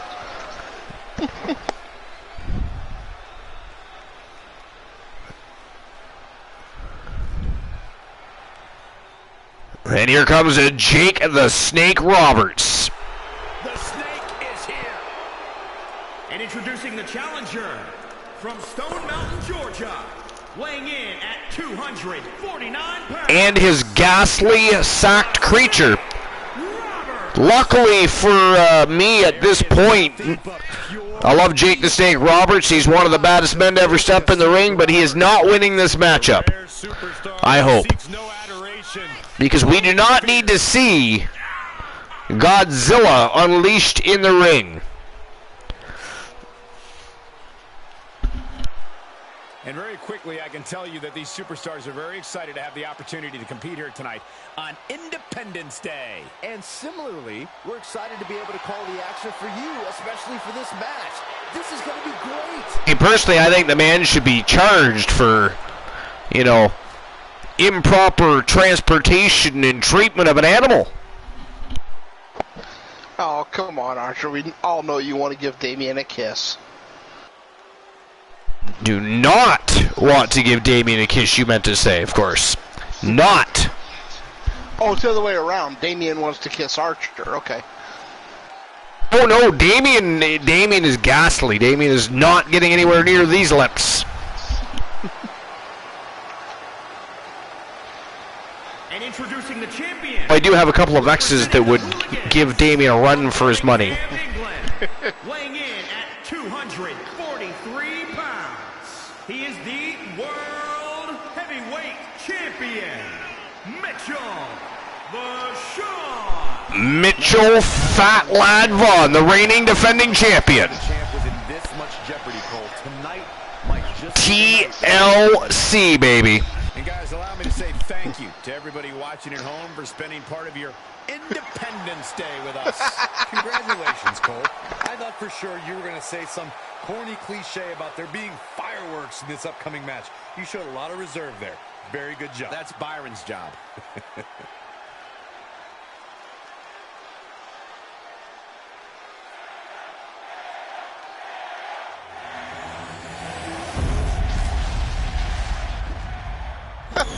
And here we go, championship officially on the line. It is showtime and go time. And Zombie Massa in the house. Zombie Massa, you actually missed your matchup from earlier tonight.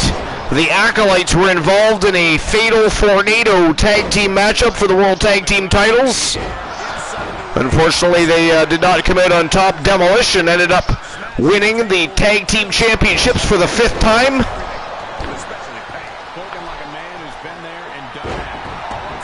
But how's it going, Zombie Master? What's new and exciting? How was the rest of your stream? But Froggy, I like that. That was great. I missed. What did Froggy do? Damien and Archer sitting in a tree. RESLING. Somebody ban Froggy Moth Legs, please. In a TLC match, there's really no way to avoid getting a taste of either a T, L, or C. So in my mind, I'd say time him out. But let's just straight out ban his ass. for every shot they get you with, I think it's only fair. Stir the pot, get banned. And JR Jack was going for that title already. Look at this.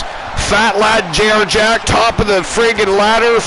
They are duking it out up there. Jake about to send them for a ride, though. All right, I'm about to use that break time notice so that I can access the facilities and grab my beverage, so I will be right back. Oh, JR Jack just got busted open by the champion. Good Lord, I almost don't want to move. And the ladder finally toppled the champion, and JR Jack came crashing down hard there. All right, I'll be right back. And can we get shoutouts for Zombie Master, please? If we haven't already.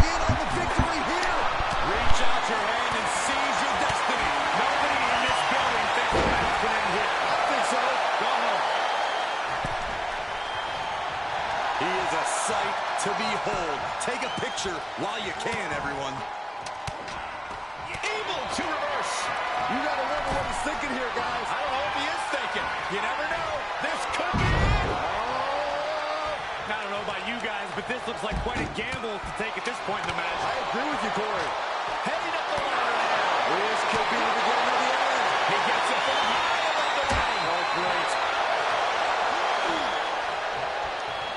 Counter with Roberts. From the top of the ladder with a punch. The action continuing here on the ladder. These two just won't stop.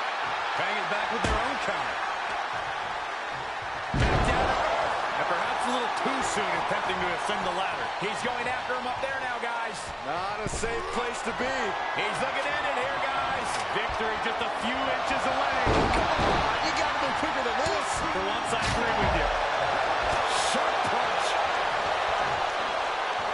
Oh, and a backbreaker. Right to the spine. The challenger is not in a great place. And the fatal four-way stipulation starting to show its effects here. Combo smash.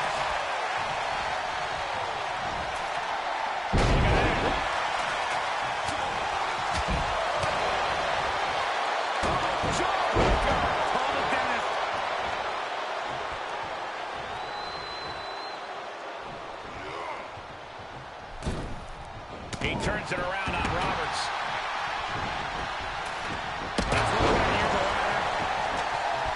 Looks like he's going to try to win this thing right here.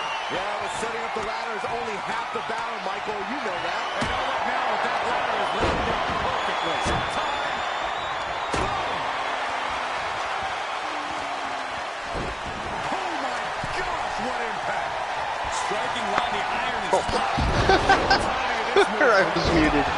And he heads out of the ring. No countouts, no worries.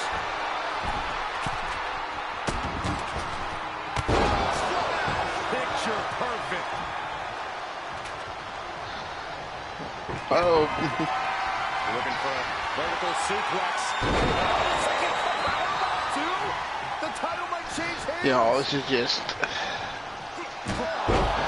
Whipped into the table. Oh, man. I can't begin to imagine. What Yeah, he's got nothing planned like here, guys. weapons in the ring. Maybe it's a yard sale. Jake sidesteps that. Boom, what a punch. He's taking this to the floor now. Oh, that hurt. He avoids the damage. Holding the shoulder hostage now. All right, so I'm going to go ahead and we'll... Control. maybe... Impressive counter by KO. And this one might be headed ringside. How's that for a count? I have returned. Welcome back. I see all out chaos is still erupting in the ring here. Ladders, chairs, there's a table set up. Good lord. Jake back. Reversal on top of reversal. Tables, ladders, and chairs. Oh, my. Tables and ladders and chairs. Oh my. Where's tables? We saw the Wolfpack tonight, but we didn't see tables lingering anywhere. I figured he might be following them and stalking them or something. I don't know who's enjoying that feud and rivalry more, tables or the Wolfpack. Wow. Into the corner he goes, a perfectly placed target, and he's able to counter. Look at this. Jake the Snake got a ladder. Oh, nailed JR Jack right in the face with it.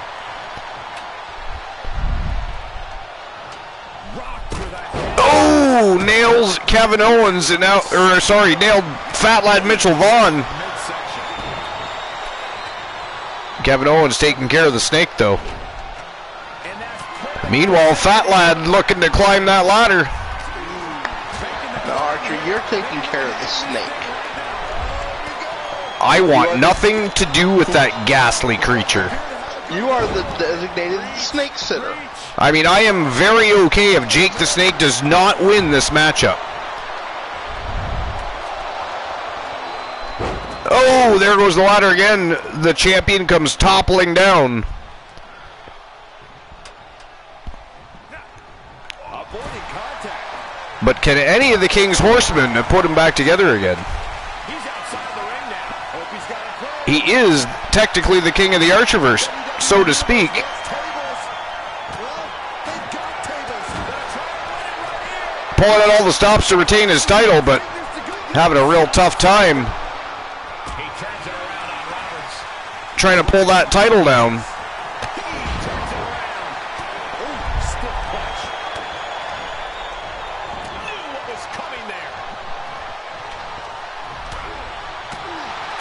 Who did you say do you think was going to win this match, Glenola? I forget. Definitely not where you want to be right now. Just carried like a ragdoll here. Oh, Glenola is MIA. Oh, there he is. Muted. I said I agreed with you and went with Mitchell. You went with Mitchell Vaughn as well, yeah, okay. Yeah. But I don't think that's the right name for him, is it? Well, if you're Soul Embers, his name is Mitchell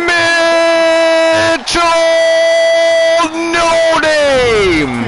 Oh, and speaking of, he just put Kevin Owens right through a table, and Owens bounces back like it didn't even happen. Talk about no selling. Oh, JR Jack with a chair. Nails the champion, but can't manage to get Kevin Owens. Owens displaces the chair and then takes out JR Jack.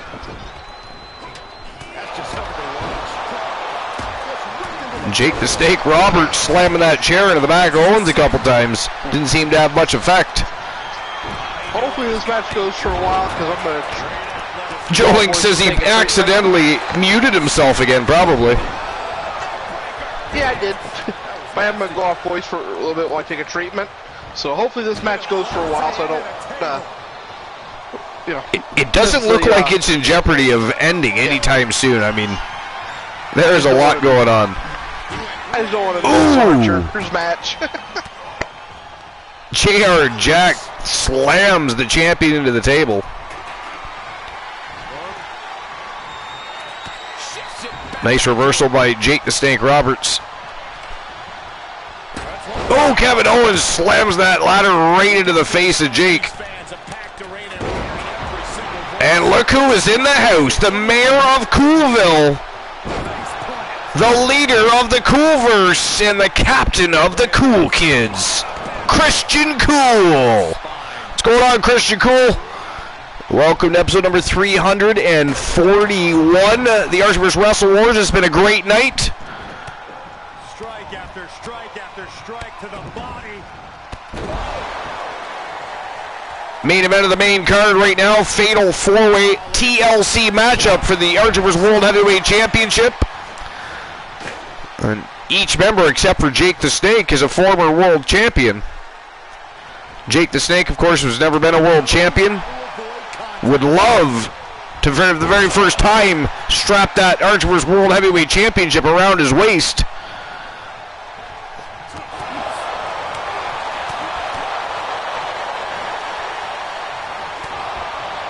And Jake unloading.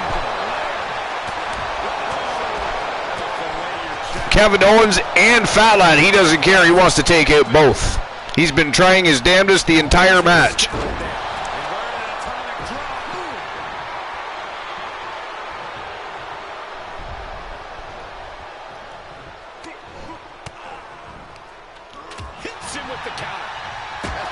Oh, nailed right in the head with the ladder by JR Jack, and the champion is down and out inside the ring. Look at this.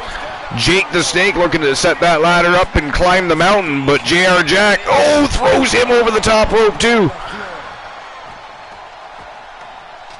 Just a few steps away from victory now. Kevin Owens looking to go for that bell, but JR Jack has other plans for Owens, and it has nothing to do with grabbing a championship.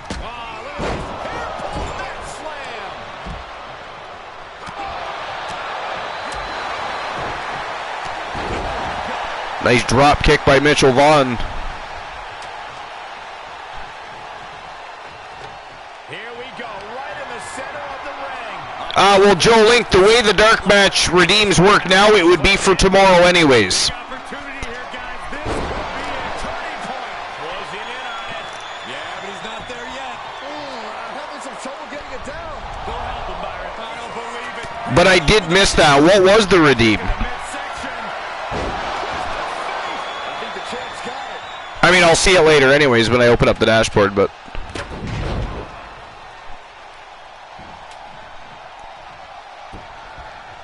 I mean, unless it's a matchup pertaining to the Archer vs. roster, then it would be Friday night, but...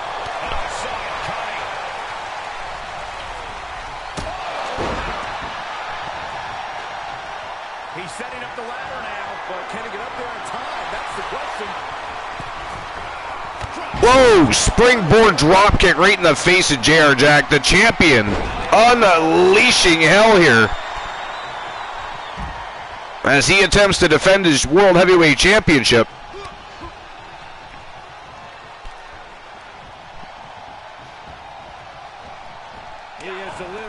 A ladder match with Lincoln versus Stone Cold versus Kyle Brewer, men in the mixed tag division.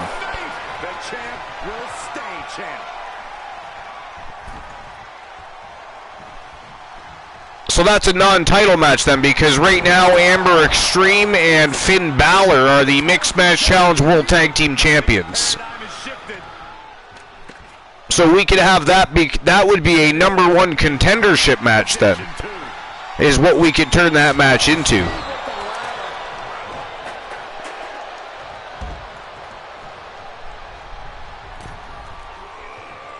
That is a great dark match.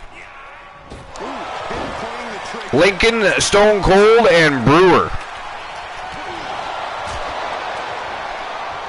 Stone Cold Storm, the Outlaws, and the Order going toe-to-toe for the #1 contendership in the Mixed Match Challenge Division, tomorrow night's dark match main event. And of course, we'll have to make that a ladder match. And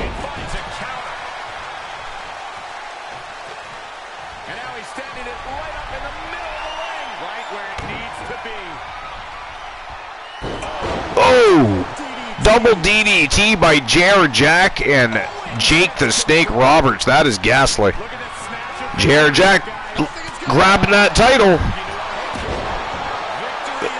But there goes the ladder again, and now JR Jack dangling.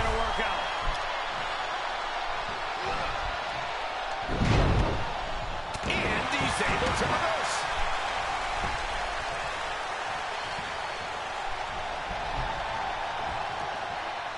Got him. Measuring. Face stop. Out of the ring. What's his You know, I'm surprised at how well Jake the Snake Roberts has done in here against these crazy animals. I mean, I know Jake the Snake Roberts is a badass himself, but typically speaking, Jake doesn't do well in multi-man matches. Tonight, he has been absolute fire in there. WWE King Forever, welcome into episode number 341 of the Archerverse. How you doing? This is actually the main event of the main card. It's a fatal four-way TLC matchup for the Archerverse World Heavyweight Championship. And then we have one match left of the evening, our dark match main event, our go-home happy match, if you will. It's been a great night. The superstars of the Archerverse and from the WCW universe are both well on their way to chasing down a spot for WCW War Games, which is just about 3 weeks away, so there's a lot going on. But what's new and exciting? What's going on? Oh, JR Jack with a chair shot right across the chest of Jake the Snake Roberts. Look at this, Kevin Owens. No, he is not going for the title. Oh, he missed the big diving elbow off the ladder. And Kevin Owens is climbing that ladder again. He's got the championship in his hands, but the champion taking that ladder out. And down goes Owens, powerbombed right on top of the ladder. There he goes, right into the corner. 5-4-6. Wow, the champion just powerbombed JR Jack right through the table. He's setting up the ladder now. Looks like to me he's got it in the right spot. Might go big.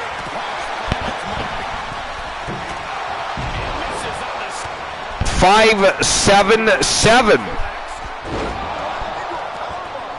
The title's in jeopardy here. I think the paradigm has shifted. He's close now. This could be a So far, nobody's come close to the number tonight. not coming down. This has got to be frustrating. Wow, electric chair drop to the champion by Kevin Owens. Absolute pandemonium. Ladders and chairs strung everywhere, broken table pieces. What a match this has been for the Archerverse World Heavyweight Championship. Isolating the leg. Yeah, 992 is yours, Blind Locksmith. 1-8-4. That can dislocate something.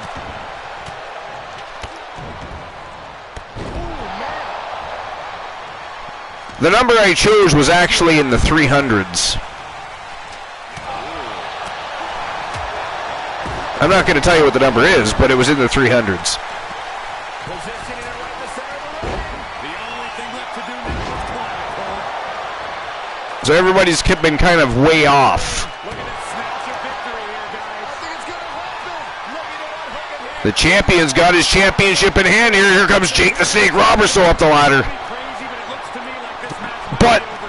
champion pulls down his title and retains.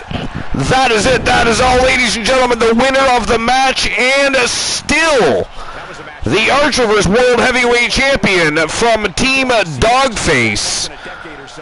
He is Fat Lad Mitchell Vaughn. Wow, big title defense for Team Dogface and Mitchell Vaughn. Awesome. Congratulations to Team Dogface, who is, by the way, sleeping right now. He, of course, lives in the UK. But he will be absolutely excited tomorrow. And still the reigning defending champion. And I'll get the payout issued for that last match. Give me a moment.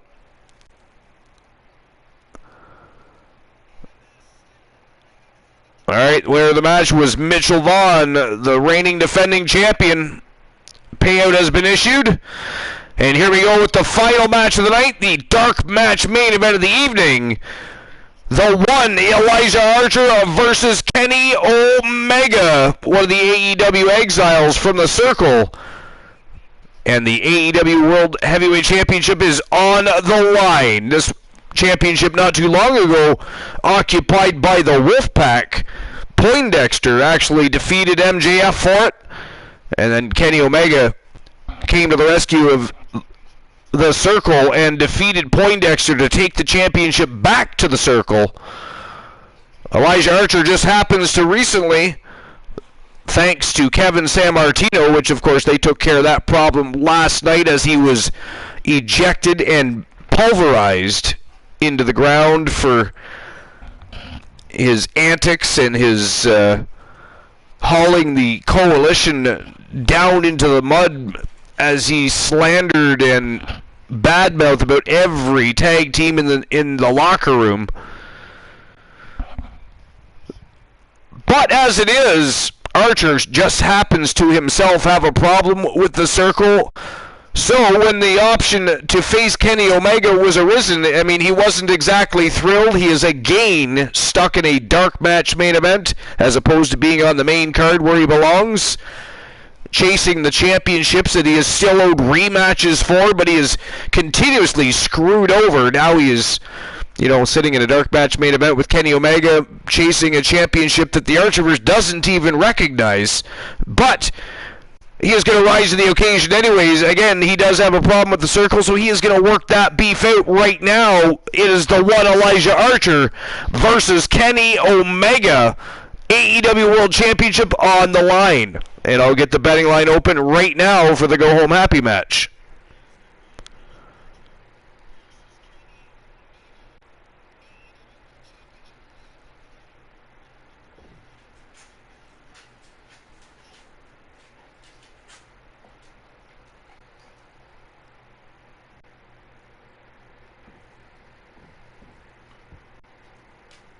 Alright, so who walks out the AEW champion? Is it going to be Archer?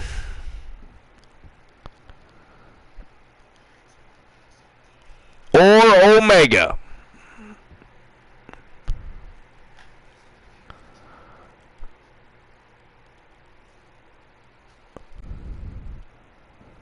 Five minutes to make your bets.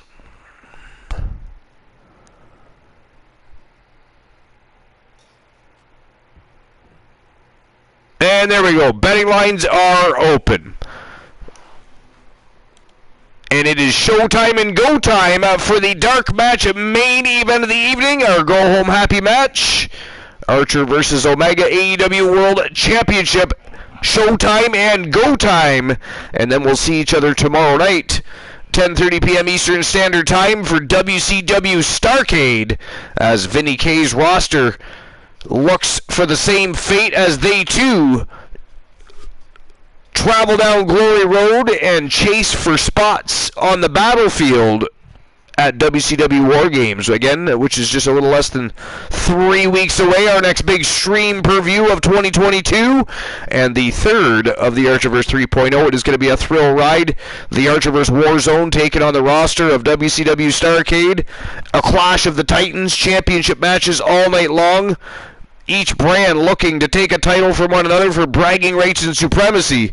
It is going to be an epic evening of great wrestling action with a bunch of great people, great conversations. It is one of the greatest places on Twitch to be, especially late at night. We are the late night place to be. But here we go. Elijah Archer, Kenny Omega, AEW World Title. Let's go.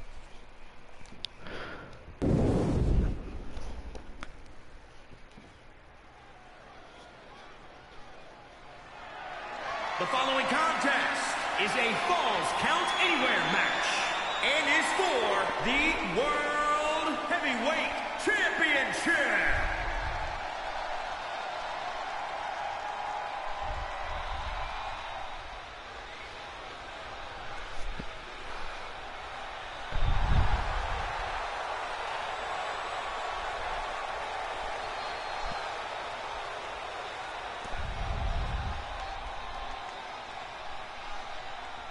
And making his way to the ring first, the one Elijah Archer, representing the Coalition.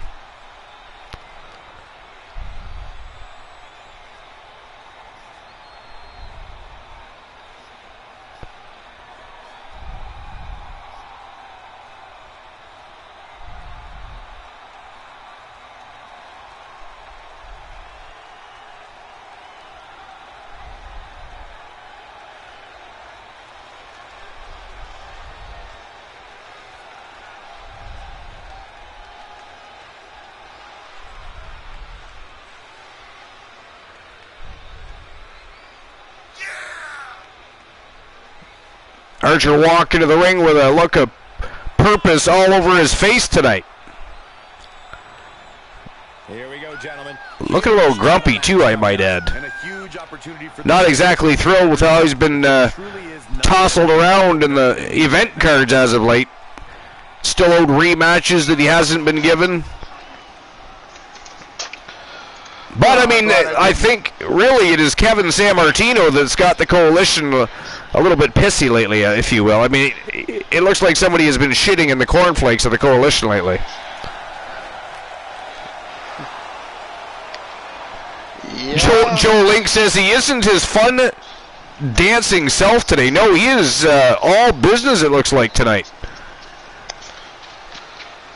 Yeah, a little bit of a more serious, edgier look to his entrance. Very interesting.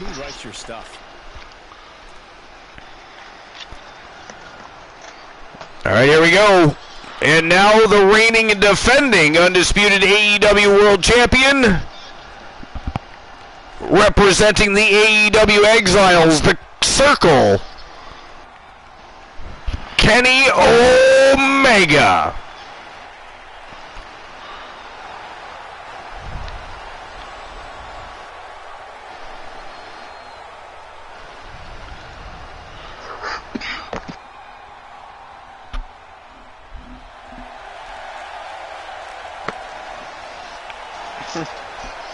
He got some new tattoos, TBS. That was a while ago, though. He's had those for a while. Corey, what do you think of the champ's chances here tonight? I love him. I'm not like everybody else, Cole. It seems like everybody's ready to write the champ's demise, but not me.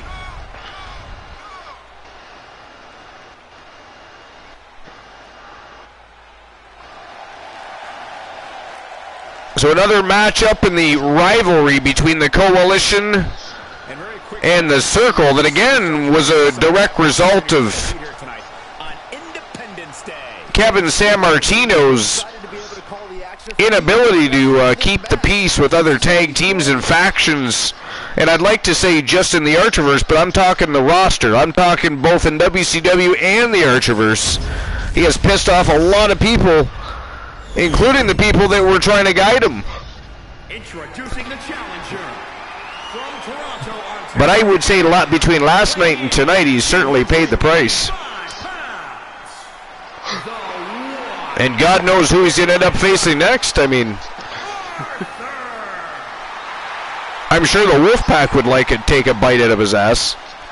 And introducing the champion from Winnipeg, Manitoba. At least right now, San Martino ain't even worth kissing the boots. He is the TBS says keep peace. What's this term mean? I've never heard it.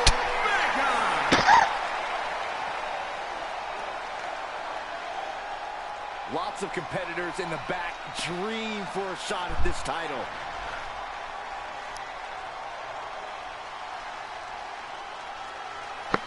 All right, here we go. AEW title on the line for all that is worth. It has about as much worth as that guy in the front row with the blue-green shirt on there. Gained a lot of prestige in short order, guys. Yeah, I mean, it's a title match. His shirt is worth about as much as that title. Finally matters in our industry. Well, you're certainly At least as far as the Archerverse is concerned. Again, they are AEW exiles. That championship means absolutely nothing in the Archerverse. But lately, management, for whatever reason, at least keeps making them defend it. But I guess if you're going to tote it, you better bring it. he's burying elbows in the midsection.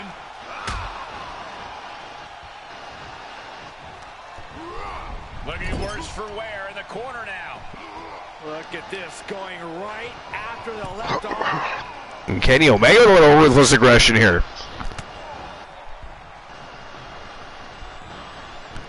Vicious knee. Joe Ling says in Kevin's new meaning of peace is let's get a piece of everyone. I don't think he knows that pieces are different words. Christian Cool says and of course, What's coming next? who is first in line to go after something worthless? Here we go. Top to the floor. That is the attitude of a daredevil. The ability to take risks with and here we go. Locked in. It's Ooh, armbar locked in outside the ring here. on the opponent. After every just slipped underneath, and just like that, he's out of the hold.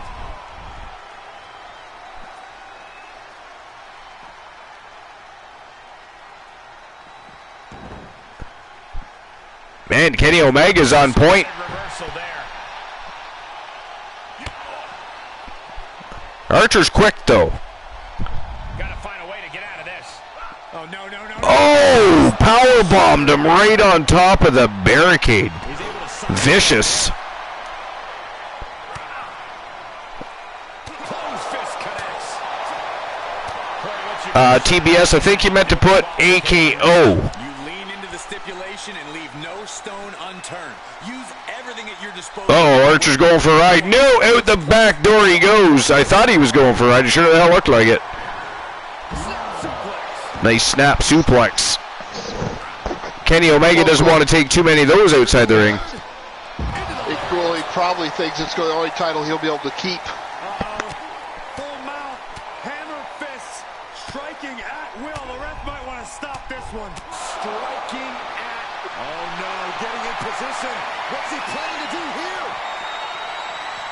Ooh, Got the crossface applied. nice crossface applied here on Omega. Is he gonna tap it? In trouble here? A couple of Omega's fighting out of that quick though. break things up. Talk about a back and forth struggle for control.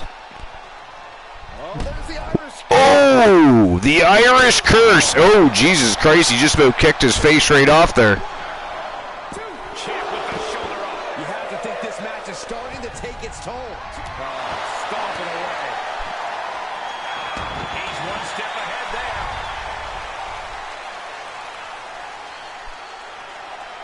Oh, caught by the back elbow. Oh, Archer eats the ring post.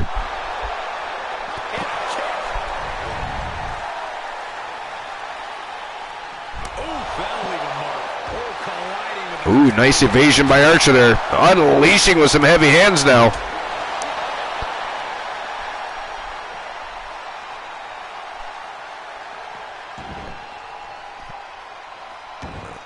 Nice reversal by Omega.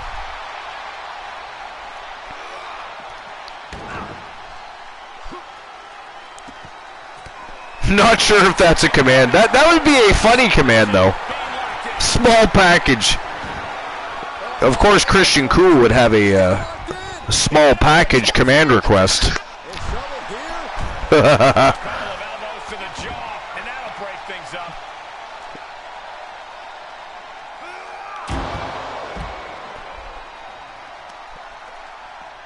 Oh, everybody is messing up the commands today. What is wrong with you people? It's like your first bicycle ride. You're a little wobbly. Those last hits rattled the champ. And with the falls count anywhere stipulation, you have. Oh, knee right to the face. How did that feel?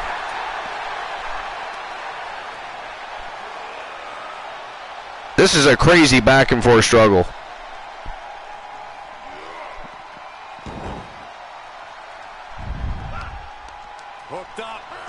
Oh, vicious DDT by Omega. Right on that unforgiving floor. I think Archer's skull bounced off the floor there. And he just busted Archer open too. Archer's in trouble here. Well, he only got a 1 count. Only got a 1 count there.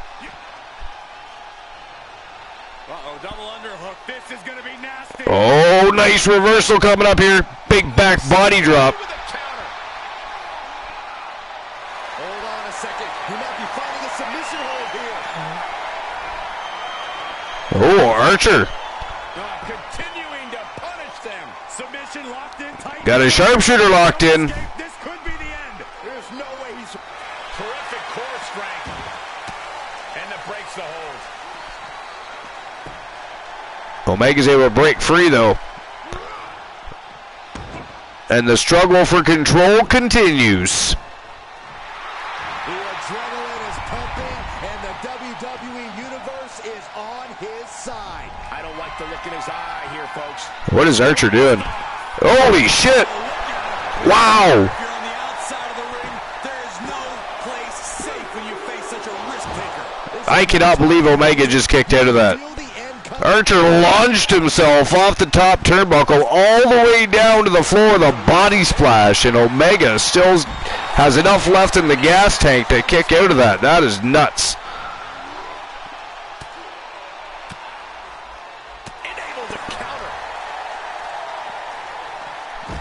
Whoa! Full Nelson suplex, also known as a dragon suplex. Superstars can keep up this pace. They're certainly being taken into the deep water. Here we go, back into the squared circle.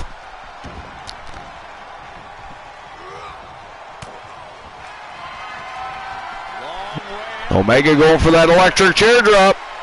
No, he didn't.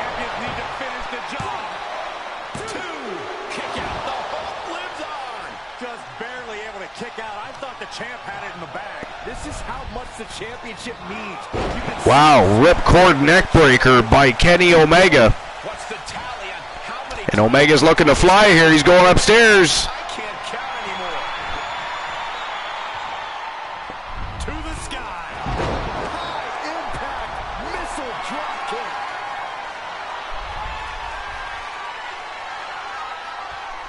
Oh, right in there. Nice reverse. Oh! Whoa! Corkscrew European uppercut. That was crazy. Damn. Landed an end of days. And Omega kicked out again. That could put the champ away. But just how much more is needed? The end could still be right around the corner. And it's going to take composure now. Could just need one more big move. Oof! Truly awesome. Just stomped his face right into the mat. No way. Astounding power. And another end of days. What the hell? And that is it. That is all, ladies and gentlemen. The winner of the match and new AEW World Champion, representing the Coalition, the one Elijah Archer. And I don't know what was up with the end of days. Is that Kenny Omega's...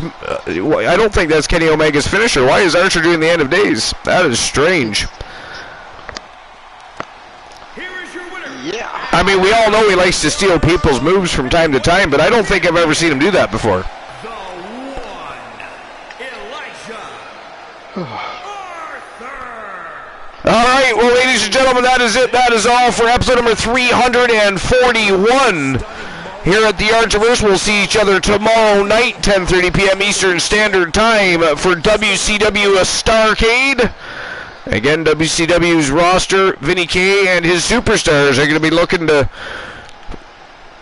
earn a spot on the battlefield that will be WCW War Games, just like the Archerverse. So it is going to be a night of hot action, great conversations with great people, and we are just going to have a great time as always. But to end the evening, we're going to go visit Mr. Yadin RMP. He's, of course, the founder and owner of Rocky Mountain Pro Wrestling. He's an actual independent pro wrestler himself as well. And him and I have kind of become pretty good friends. And he's actually going to sit down with us at some point and do an interview on the show. We just haven't got to that point yet, but that is something that's coming in the future. But we're going to go to say hello. He's a retro gamer. He's a great person, and he's got a great little community. So let's go have a little wee visit, shall we? But we'll see you tomorrow night for WCW Starrcade. Have a great night, everybody.